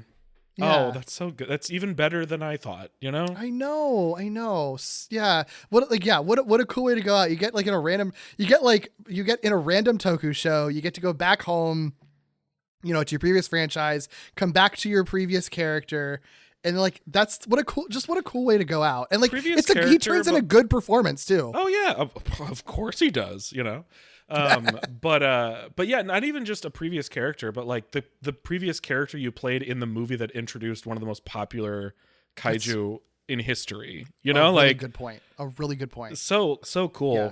What a fucking life story, you know? I know. I love him so much. On top of being gorgeous, unfair. I know. What a perfect specimen. Right, exactly. Oh my gosh. Yeah. Wow. I'm so glad you got to experience seeing him again. Yeah. I was excited. I was excited for you to discover that he was in this movie. I had no idea. Like, it was amazing. How could you? He's even styled like he was styled in those old movies, you know, like with his like tweed jacket or whatever. Right. They nailed it. They fucking nailed it with him. So good. Yeah. Some of our other characters in this movie, I won't have much to say about her, so I'll throw it out. Technically our female lead, Miho Yoshioka, plays Asuza. She's like the pilot, one of the pilots. She was a model turned actress who's done a ton of TV dramas in Japan, like a ton of them. Nothing that I recognize. I really thought she would be doing more when you like start the movie. It really seems like, oh, we've got our young people trio, and like two of those people get things to do. She just flies a plane. Yeah. That's really all she does. I know she like, it's funny. You don't get to see her really do anything, but the thing you do get to see her do is like fully enough that she could have been a protagonist of a movie. You know what I mean? Oh, like, sure. Yeah. Like she's in the role that usually is a protagonist. It's so funny. It's really funny. Yeah. Also, I know we say this a lot. Like these women that barely get to do anything in these movies are like all beautiful, but she's like hot. She's like hot. Like the moment where she's like leaning on that bench, like with her like her uniform's like off and she's in like a tank top and she's just like casually leaning. I'm like, holy shit, dude. Yeah. That's so true. That's a good Makes point. sense. Model turned actress, you know? Yeah. And then are sort of like, you know, the sort of dark counterpart who actually ends up being like a good guy. Kyosuke Akiba, the like sort of new pilot or operator or whatever you call it of Kiryu. Mitsuki Koga plays him. He was Kamen Rider Kataros in the Kamen Rider Kabuto movie. Okay. And also he appeared in Ultraman Ginga. So he's got some tokusatsu cred. Gotcha. Okay. Gotcha. Another one that like I thought would have more to do in the movie. He still gets to do some cool shit, like the cool action sequence with the, you know, with the what now? I was gonna say cockpit ejection, and then I was starting to come out a completely different way. You're playing with fire. Yeah.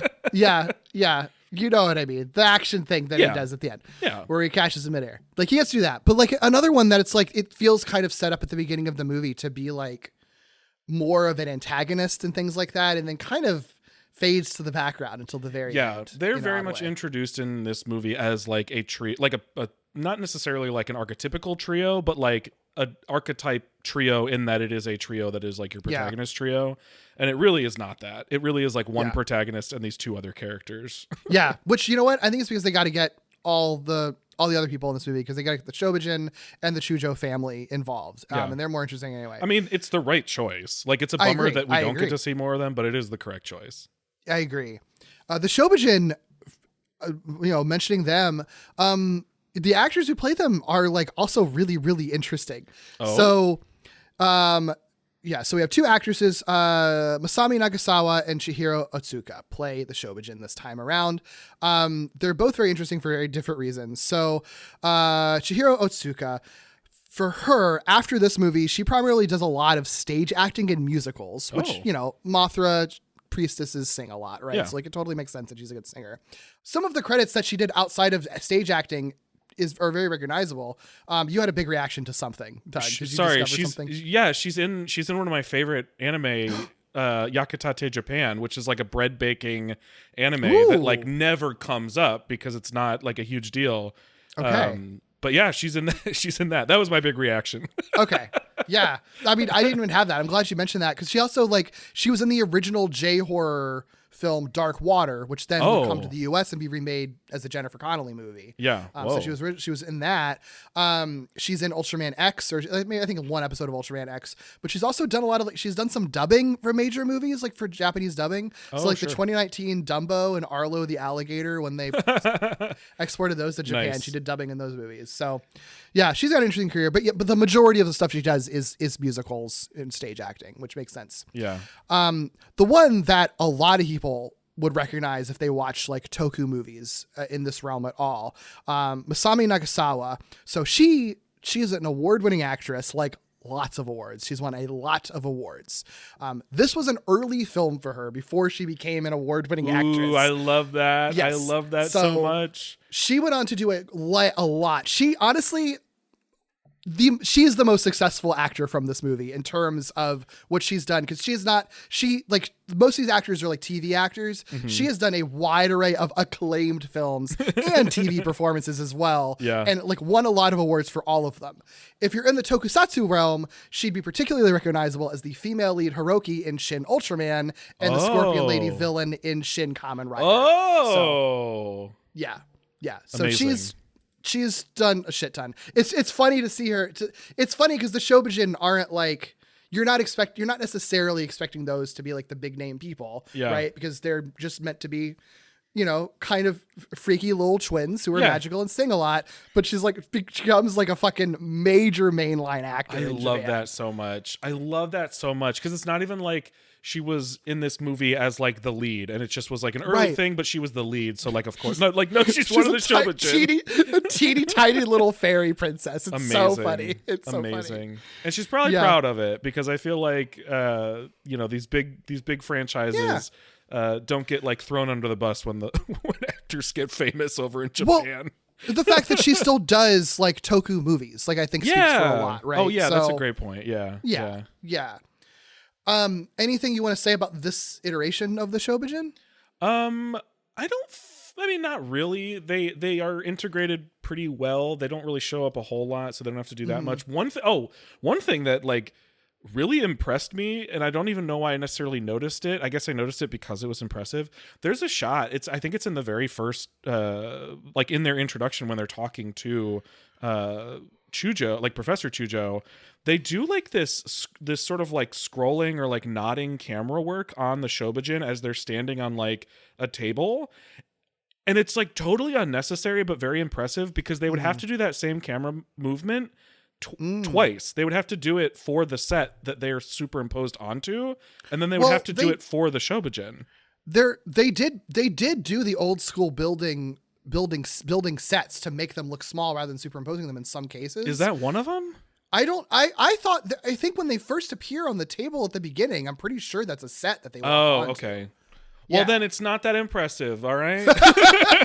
I mean, there I might thought be they were other doing, shots. like- there are other times when they're Yeah. definitely superimposed into stuff. Yeah, so maybe there's totally. another shot of that where they are. Yeah. But I'm pretty sure when they first enter, Okay. they are walking onto a set. Because most of the compositing in this movie is like pretty good, even when you Yeah. can tell. So maybe I just assumed that was the case. But if it were the case, it would have been very impressive that they do camera movement as they're superimposing Yeah. them. But maybe they didn't. Either way, it still looks good. Yeah, but no, I mean they're good. I like their voices are obviously very, very good. I like their version of the song. It's not like a strong, or not strong. It's not a wild variation or a Right. deviation Which or anything. It's the whole vibe of this movie is just like, Yeah. why change what's already good? You know? Right. Yeah. So they're good. Yeah. They're good. Yeah, I like them too. This is wild to me. So when you have child actors in these movies, every single time it comes up, we always like look them up and we're like, they didn't do anything. Where did these Yeah. kids go? They just disappeared. Not this kid, Shun Chujo, Professor Chujo's grandson, and our lead character's nephew. Yeah. He's played by Kenta Suga. So he is like maybe one of the few or maybe only child actor from these movies that's like done a lot of stuff. Even before this movie, he'd been in a few Super Sentai episodes during Hurricaneger, and he actually after this movie then would play another character in Geki Ranger. Oh. So that's Ninja Storm and Jungle Fury. If you're curious of the Power Rangers analogs for those. And that's just him being like a kind of a child actor and a young actor doing those things in supporting roles. And then he starts kind of graduating to doing more stuff. So more prominently, he played one of the major supporting characters in Kamen Rider X, Kamen Rider Wizard and Forbes movie War Ultimatum in 2012. That's the movie that has like the updated versions of old Showa Toku characters. And also the one that like turns Akamaiser 3 characters into evil villains, which always bothered me. Like that makes me, they're like the main villains of that movie. Yeah. That really pisses me off. But he's one of the leads in that movie. He's the character who turns into a version of Inazu Man in that, the sort of blue guy with the big old like moth ears. Yeah. So he's a major role in that one. And he would then do a lot of voice acting in other stuff. So like in the Kamen Rider Super Sentai Metal Heroes crossover movie, Superhero Taizen Z in 2013, he did voiceovers for a bunch of characters, including doing the voice for Geki Red and Geki Red's Suited Only cameo after he just guest starred in Geki Ranger as a kid, which is just really fucking cool that he did that. Oh, that's fun. Yeah, but he has a ton of TV drama credits. Like to this day, he is like a constant like TV J drama actor. So he has a whole career after this movie. Wow, yeah, that really is unusual. Right? Isn't it weird? Like every other fucking character, like child actor always disappears after these movies. Yeah, that's just what I would expect, you know? Good for him, you know? Yeah. But he's cute. Yeah. You know, when it comes to like a kid actor and a kid character, like I think our baseline is pretty simple. Like, don't be the most annoying kid on the planet, you know? Yeah. And he's not. Yeah. Any other people you wanted to call out that I missed? Any chance? I don't think so. I mean, there is like he was in the last one too, but there's the guy who's like the head of the Kiryu program who also is in a bunch of the Heisei movies too. I don't know what his name is, but he's a guy we see a lot. And in this era, I don't feel like we see those types of actors all that much. Yeah, so I think you're referring to the Director General of the Defense Agency, right? Koichi Ueda. That sounds very familiar. This is his 11th consecutive Godzilla movie. My God. Isn't that wild? That's so like that out of time. That's like, Heisei and Millennium. Like that's so wild, right? It's weird because that's what I expect from the Showa era, where it's just the same like 8 guys over and over and over. So it is. I do think it is notable that like we just keep seeing him. Yeah, and the Prime Minister in this movie, Akira Nakao. Yeah. Is like this fifth time playing like some military or government guy in a Godzilla movie too. So the sort of side characters are always people that have appeared before, which is always really funny. Yeah, but I don't think there's anyone else necessarily who jumped out at me. Yeah. Yeah. Okay. Well, what do you want to talk about with this one then? I think just talking about how it sequelizes, I think is just interesting and impressive. I think the fact that the whole, like the way that they use the last movie and the 61 Mothra movie to basically inform what their sequel is going to be, I think is very, very cool. It means that the movie we get is not a sequel we ever could have expected, but that makes it kind of fun to me. They asked the question, how do we get Mothra and the Shobijin here? And they didn't look to Against Mechagodzilla for the answer. They looked to 1961 Mothra for the answer. Like, they're there in response to what humans have done with the bones of 54 Godzilla, which is a thing that I was really hung up on when we talked about Against Mechagodzilla, that people did not seem bothered enough by the fact that they reanimated a corpse, you know, into a weapon of defense, I guess. But like, to the point where we, like, you made the argument that, like, Kiryu is the one who's upset about it, and it's like, sure, the only person that's really that upset about it is the person it affects the most, the monster, you know? So I particularly was very happy that the reason the Shobijin are even there, and the reason Mothra is even there, is sort of a similar like checking humanity a little bit, to be like, you're fucking with shit you're not supposed to fuck with.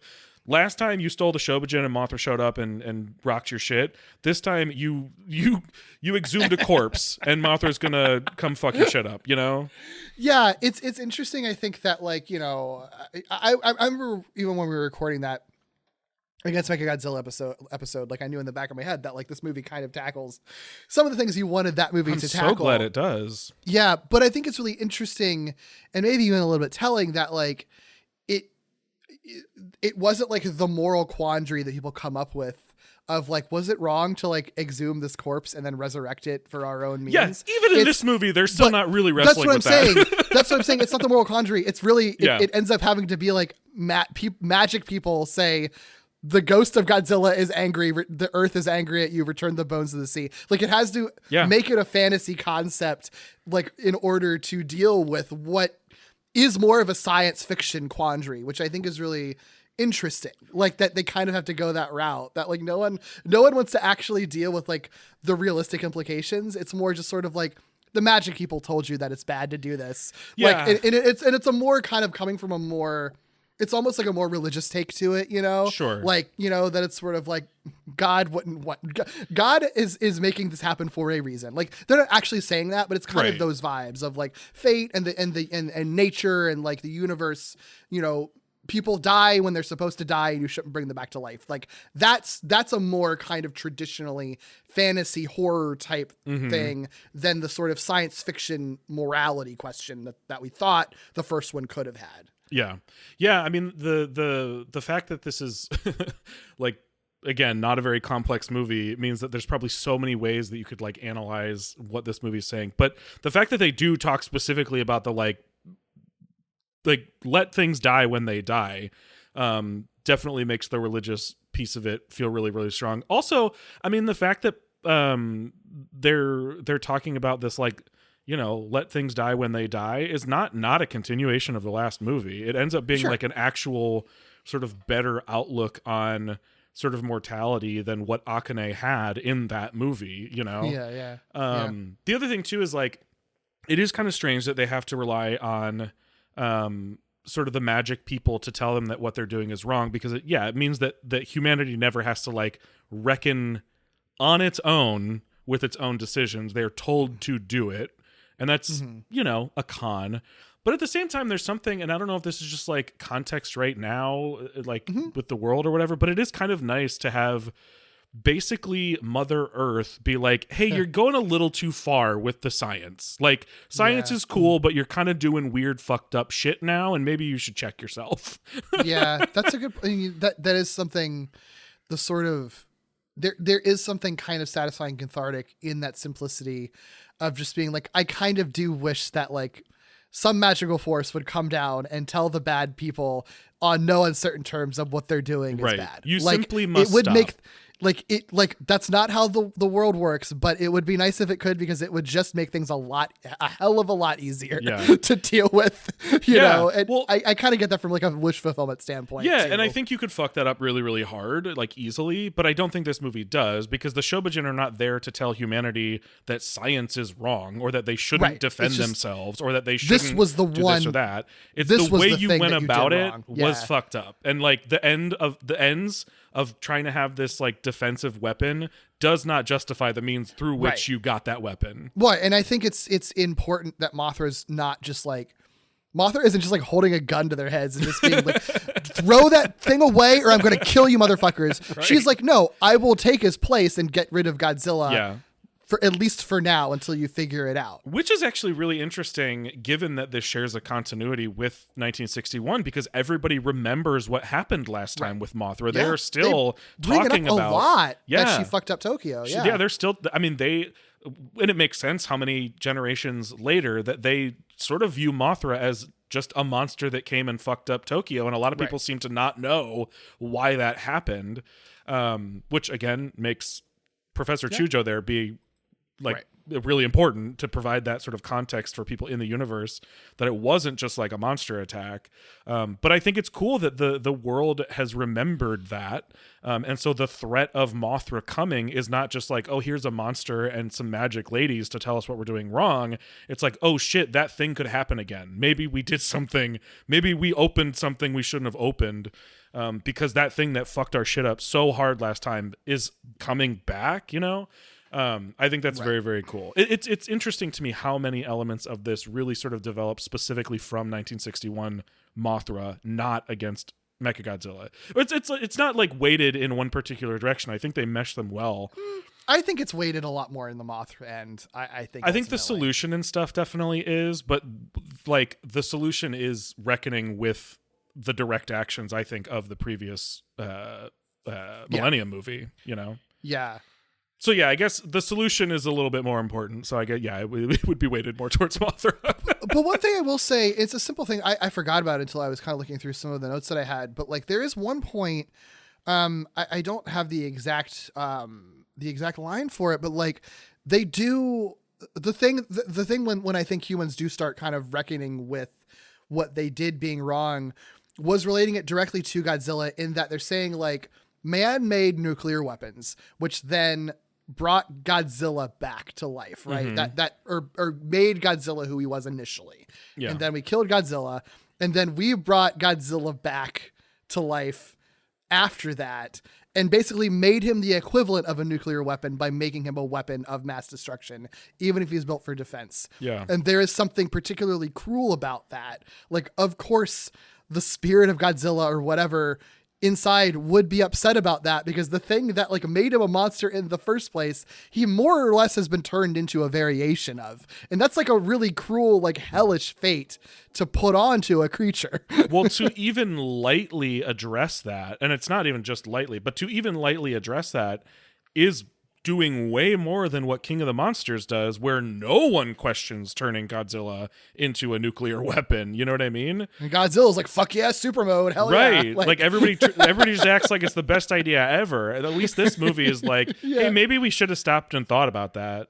Yeah, right. Maybe we can build a robot without kaiju bones inside of it.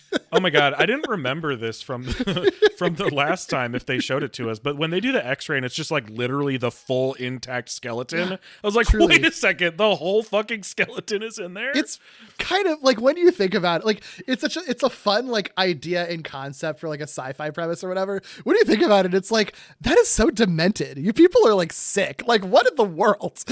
Yes, this is where I was at when we talked about Against Mechagodzilla. It's like, this shit is so fucked up. Like, imagine if it's just like, if they're like, we unveiled a robot, there's this human skeleton of someone who died, and we just kind of like bought their corpse or whatever and put a robot chassis over it, and now we're operating it like, and it's a gun now. Like, that would be fucking insane. I know you're being a little bit silly, but we are digitally resurrecting people left and right in the real world using kind of remnants of their existence. You know what I mean? Kind of literally doing that, aren't we? So maybe this movie has a lot more to say. That's true. We are kind of literally doing that. But yeah, I mean, I think it's a lot more obviously fucked up in this case because they literally stole the bones of Godzilla.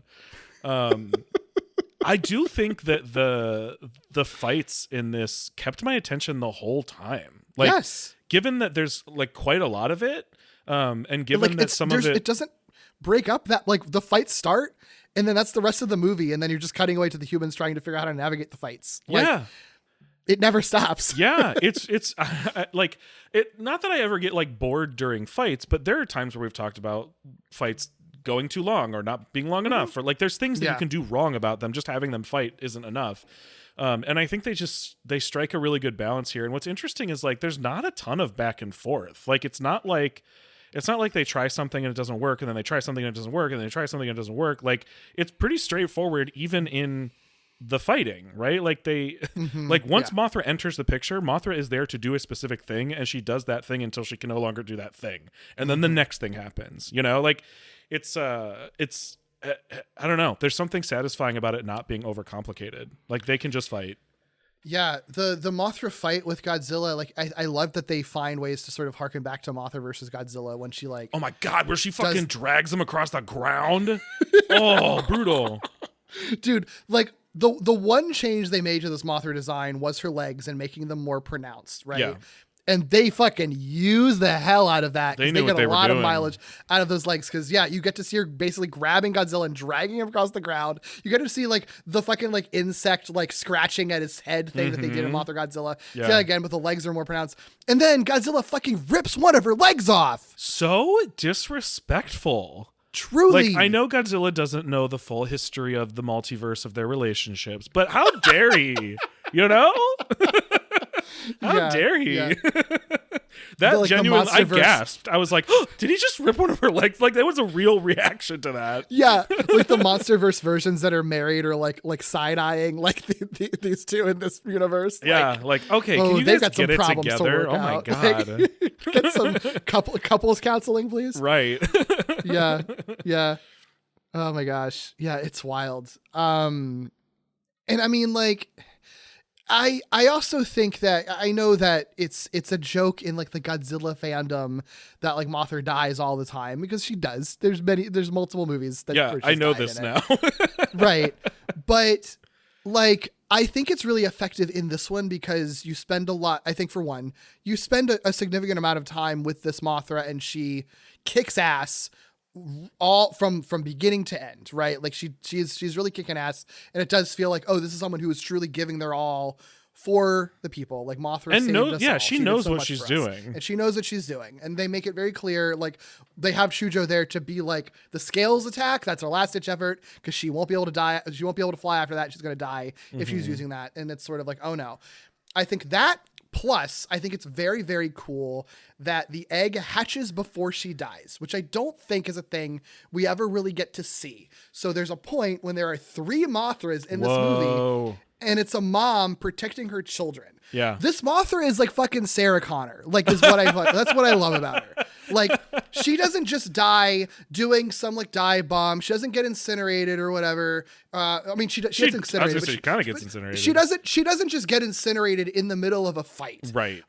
She dies protecting her young, who can then take up the mantle and fight, which I think is like a very particular kind of beautiful ending to that character. You know, that feels more emotional than just Mothra dying in a fight and giving her powers to the other kaiju or something. You know? Oh, totally. I mean, I think the most effective ones I've seen as far as like Mothra dying are probably this one and the one where she's like pretty unceremoniously killed in GMK for like the exact opposite reason, you know? Like, I think I get it. I get that it's part of what she does, but just having Mothra there to power someone else up kind of feels gross sometimes, where it's like, you're cool. You're a character. You're not just a power up, you know?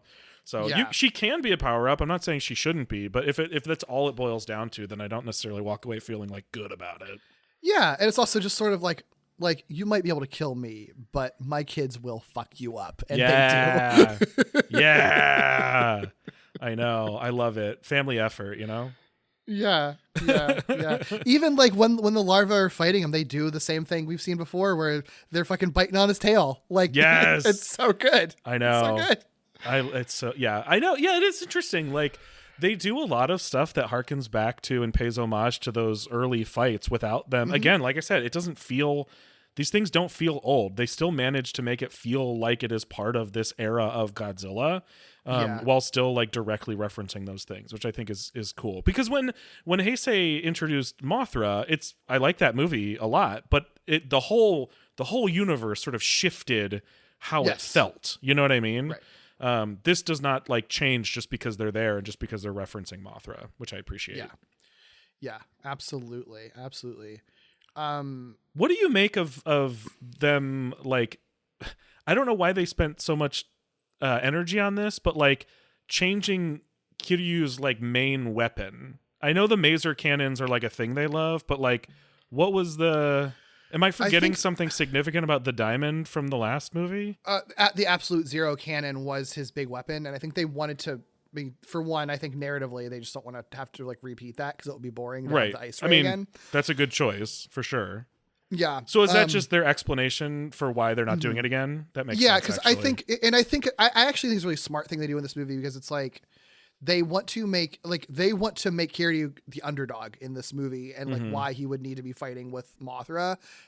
So their explanation is just that like he is in such a state of disrepair and they don't have the money or time to fully repair him. Yeah. And that's so he's not operating at the level that he was in the last movie, and that's part of it is that like we can't like our super weapon that did defeat Godzilla the first time. We don't have that now. Oh, that makes so a lot of in sense. place and in place of that, you get a reference to you know Godzilla equipment we've seen before. You know? So okay. I think it's smart narratively, and then it like makes it more. I don't know. It like they don't. I think I would rather them depower the hero than overpower the villain. I think that's a mistake a lot of sequels make. Well, like they don't make a super Godzilla. They just make a genuine good explanation for why our main protagonist robot like wouldn't be as strong as he was before. So that's why the stakes are higher. They were concerned about power creep and they said, we're not doing that, you know, like, which I appreciate. It's cool. Yeah. Although I still was wondering, I was like, am I finally gonna get my flame Godzilla? Like, is this the one? How would it happen in this He's movie? got a cool scar, and Mothra scar. shows up. You know? Yeah. This movie actually kind of makes a little bit more sense than that. Like, as simple as it is, it makes more sense than just Mothra flying in and being like, "Your scar is now fire." What if it turned out that like that Godzilla you're talking about was from like some like short film or something? Purely fan art, like just a popular fan thing. It was like never actually in a Godzilla movie. Totally made up. I don't know what I would do. I like don't know. I've been waiting 25 movies at this point to see this Godzilla that I'm convinced I've seen before. And I still actually haven't no seen, one like, knows what you're. We're all just humoring you. It actually doesn't exist. You know, we have like no idea what you're talking that about. That would actually be incredible. People are so invested in like the sanctity of my journey. They're not even telling me that I'm extremely wrong. Like that would be beautiful. Actually, I would love it. Yeah, it's like that. That was like kind of in a video game. I don't know what the hell you're talking about. Yeah, what did you see? It would be very funny if it were truly just like I saw fan art one time and like internalized it as like canon. But yeah, I mean, I was wondering, you know, but there's not really a power up here, which I kind of appreciate. Yeah. It also means you get lots of opportunities for what's his name? Mechagodzilla. Kiryu. I was going to call him, I think I was about to call him Megaguirus actually is what I was going to do. Yeah. For Kiryu to get like battle damage and stuff. Yeah. Because he's getting his shit fucked up. Yep. And I love that. I love when robots are getting battle damage. And I love that there's a point in the end Oh where my his eye's God. fucked up and he basically has like a Terminator eye. It's so cool. His like half of his face is like torn off. It's so cool. It rocks. It's so cool. Yeah. It's so cool. Like if you're going to have a movie that like fully destroys him and drops him to the bottom of the ocean, like fuck him up a little bit first. Just demolish that suit, baby. I love it. Yeah. You know what's interesting is like prior to doing all these movies, like I knew of Mechagodzilla. I think it's kind of I think it's impossible to know what Godzilla is and not be aware of Mechagodzilla. Sure. But I didn't realize. I couldn't have told you how Mechagodzilla comes to be, whether it's alive, whether it's not alive, all this sort of stuff.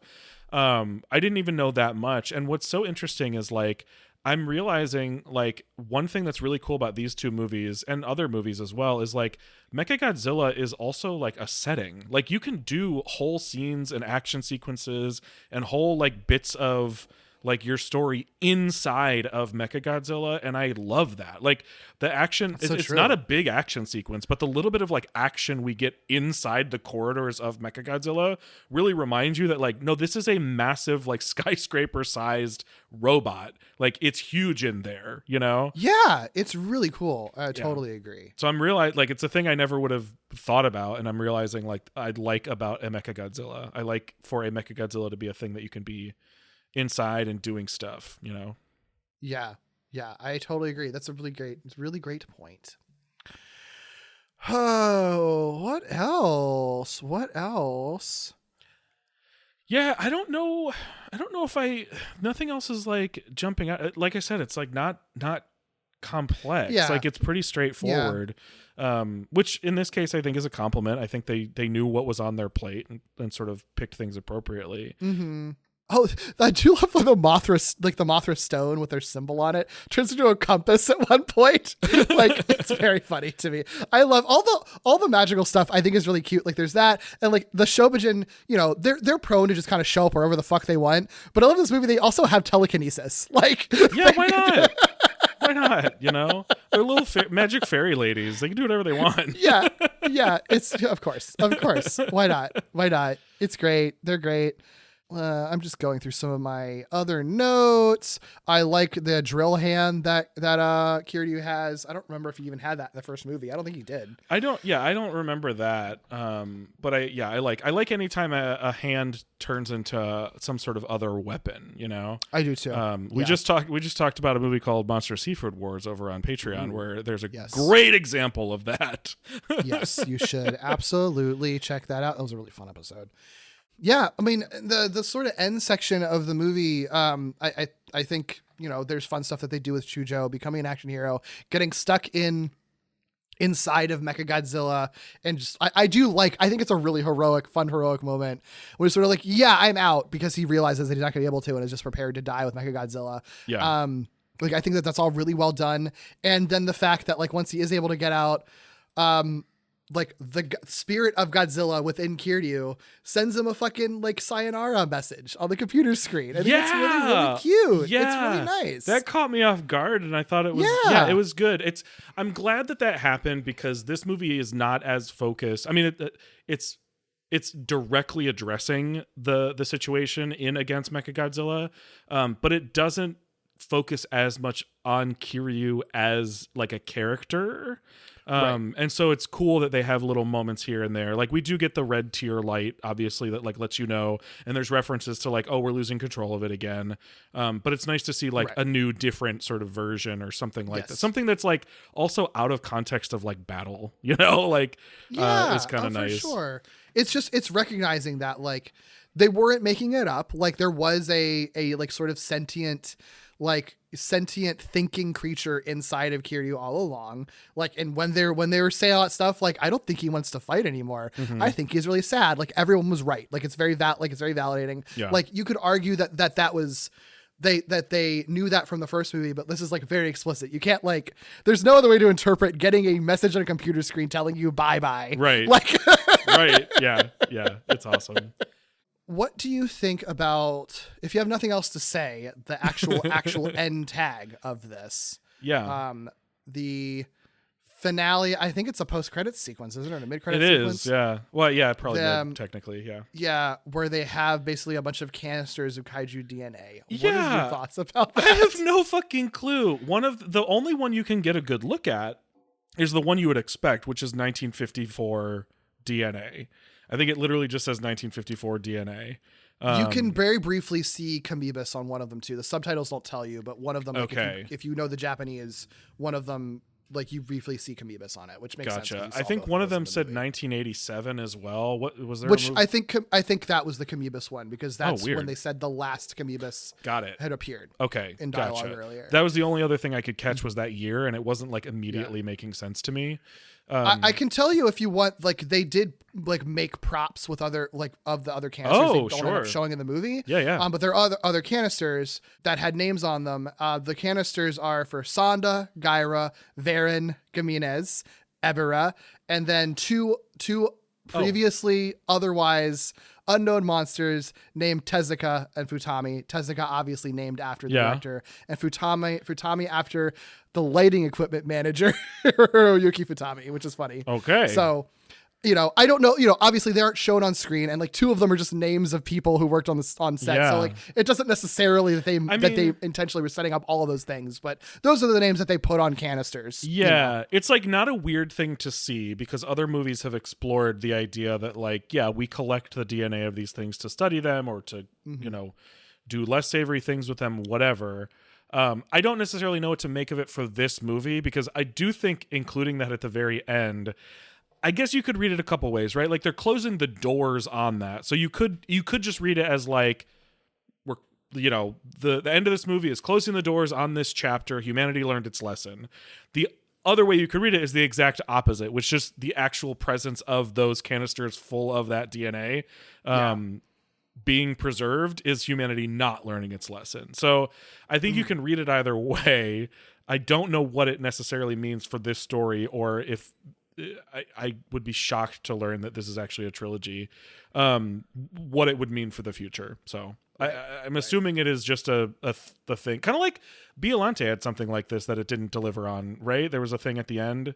It was like a bug or a... Yeah, I don't know that I know what you're referring to in that one. There are other post-credit or mid-credit right, things. Like even like I think Mechagodzilla had a thing left off of it, right? You know, like didn't Mechagodzilla have a weird post-credit scene? Maybe that's what I'm thinking of, yeah. I know that one definitely did, and like even was GMK the one that ended with like seeing Godzilla like reform or something in the ocean? That would make sense. Yeah, I might be. I might literally be confusing it with -1, but I think it happened in GMK too. All that to say, like it could be literally nothing, you know, and that's probably what I would expect, and that's probably where I'd put my bet if I had to. Yeah. Well, we'll get into predictions in a second, but first, do you have any other final thoughts on this movie? No, I like it. I think it's a good movie. I don't know that it'll approach my favorites, but it's nowhere close to my least favorites. I think it's just a good, nicely well made Godzilla movie. Yeah. I'm glad that we did this podcast so I could have my mind changed on it, and I think I can appreciate all the Mothra stuff that I didn't appreciate before. Yeah. I do think this movie kind of needs you to have seen Mothra. Not to understand it. You can get the movie without having seen it, but I do think you appreciate it a lot more if you've seen the original Mothra. I think appreciation for this movie requires you to watch all three of them. And like, I know that sounds crazy to say about the first one because it's a sequel, but I think so many Godzilla movies stand on their own, even when they're connected to other things.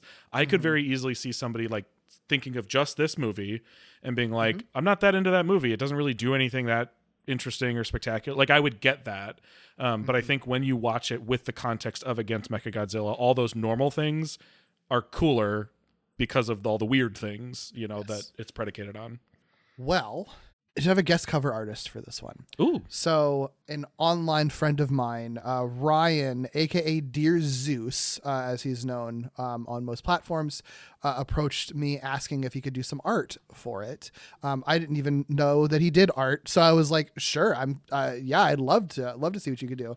And for context, I always give the artists like free reign on stuff. Yeah. I literally just tell artists just like do whatever you want in your style, whatever that is. Yeah. And it always turns out really like, that's why we have such a fascinating collection of like varied things. I say all this because this is definitely unlike anything we've ever gotten before. Ooh, I'm so excited. This is our cover I do art know this person. I was like, sent. I know who this person is, right? And yes, I do. This is the cover art that Ryan sent to us.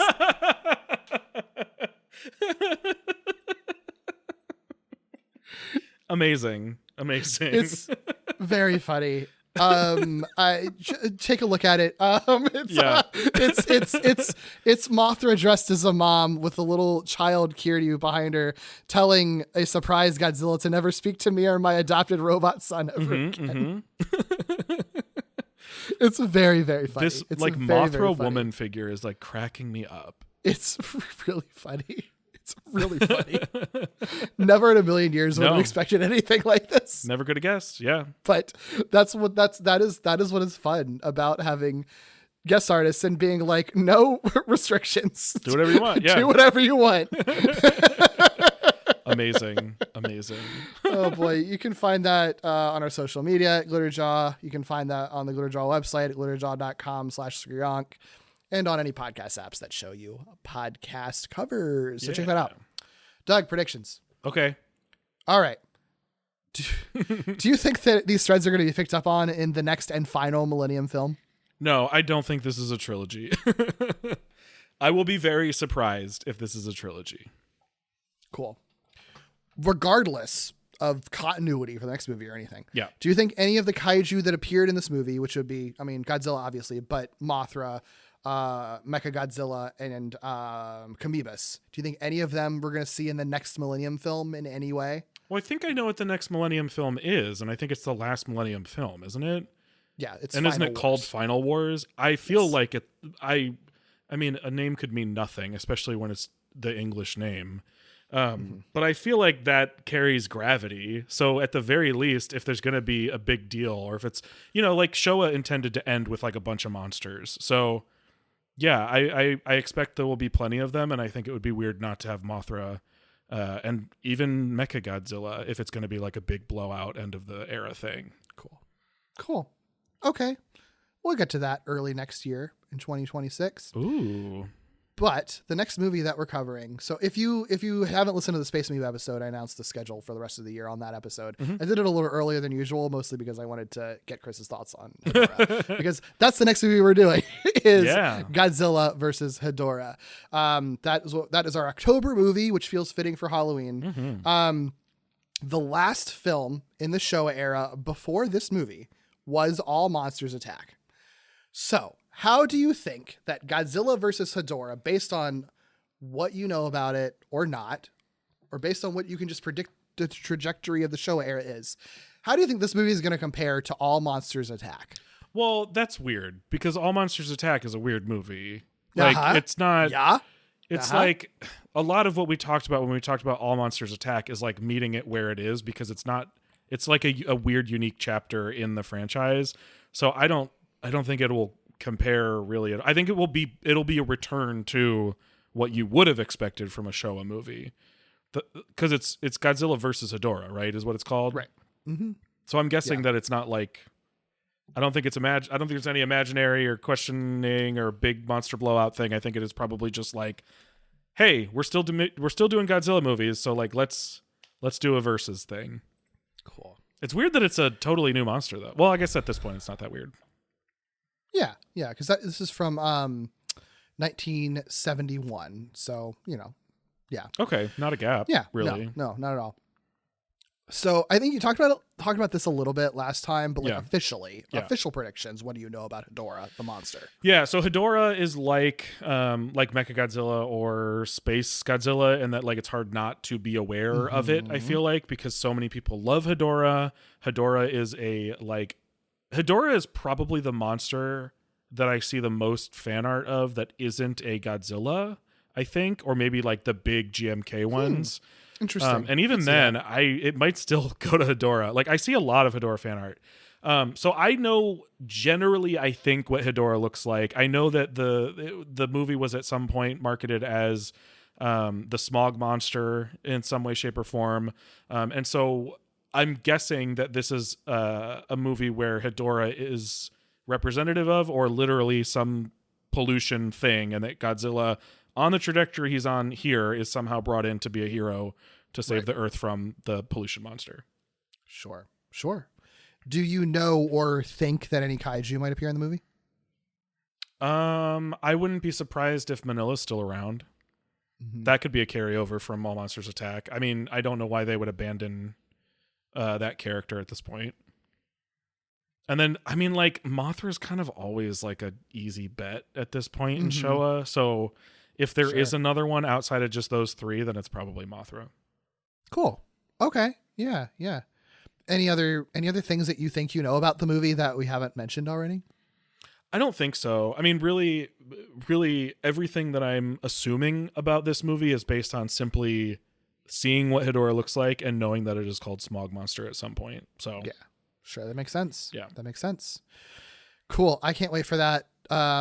People people really love this movie, so it'll be really interesting to talk about it. Yeah. I think no matter what, it's going to be an interesting conversation. I'm excited. So Yeah, I'm really excited. yeah, I'm excited to rewatch it. It's been a while since I rewatched it, so that will be fun.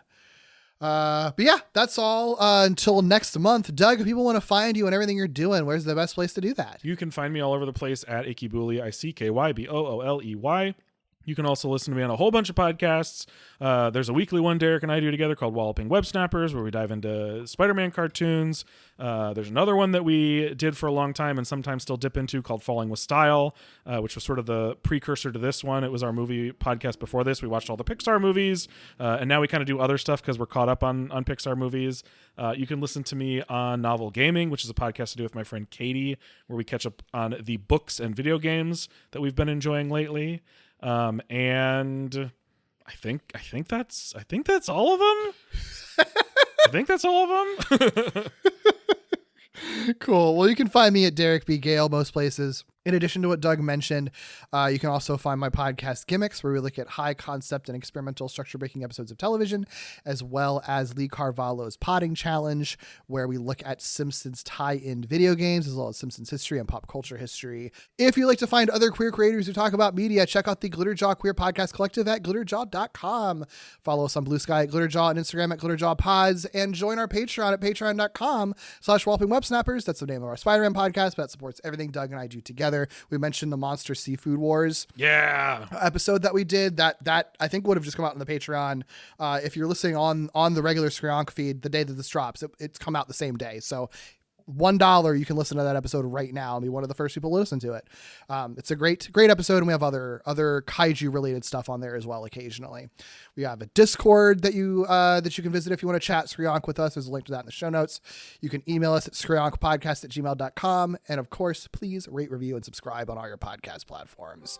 And join us on October 13th. Ooh. As we return to the Showa era for 1971's Godzilla vs. Hedorah. Can't wait to meet you, Smog Monster. Bye. Bye.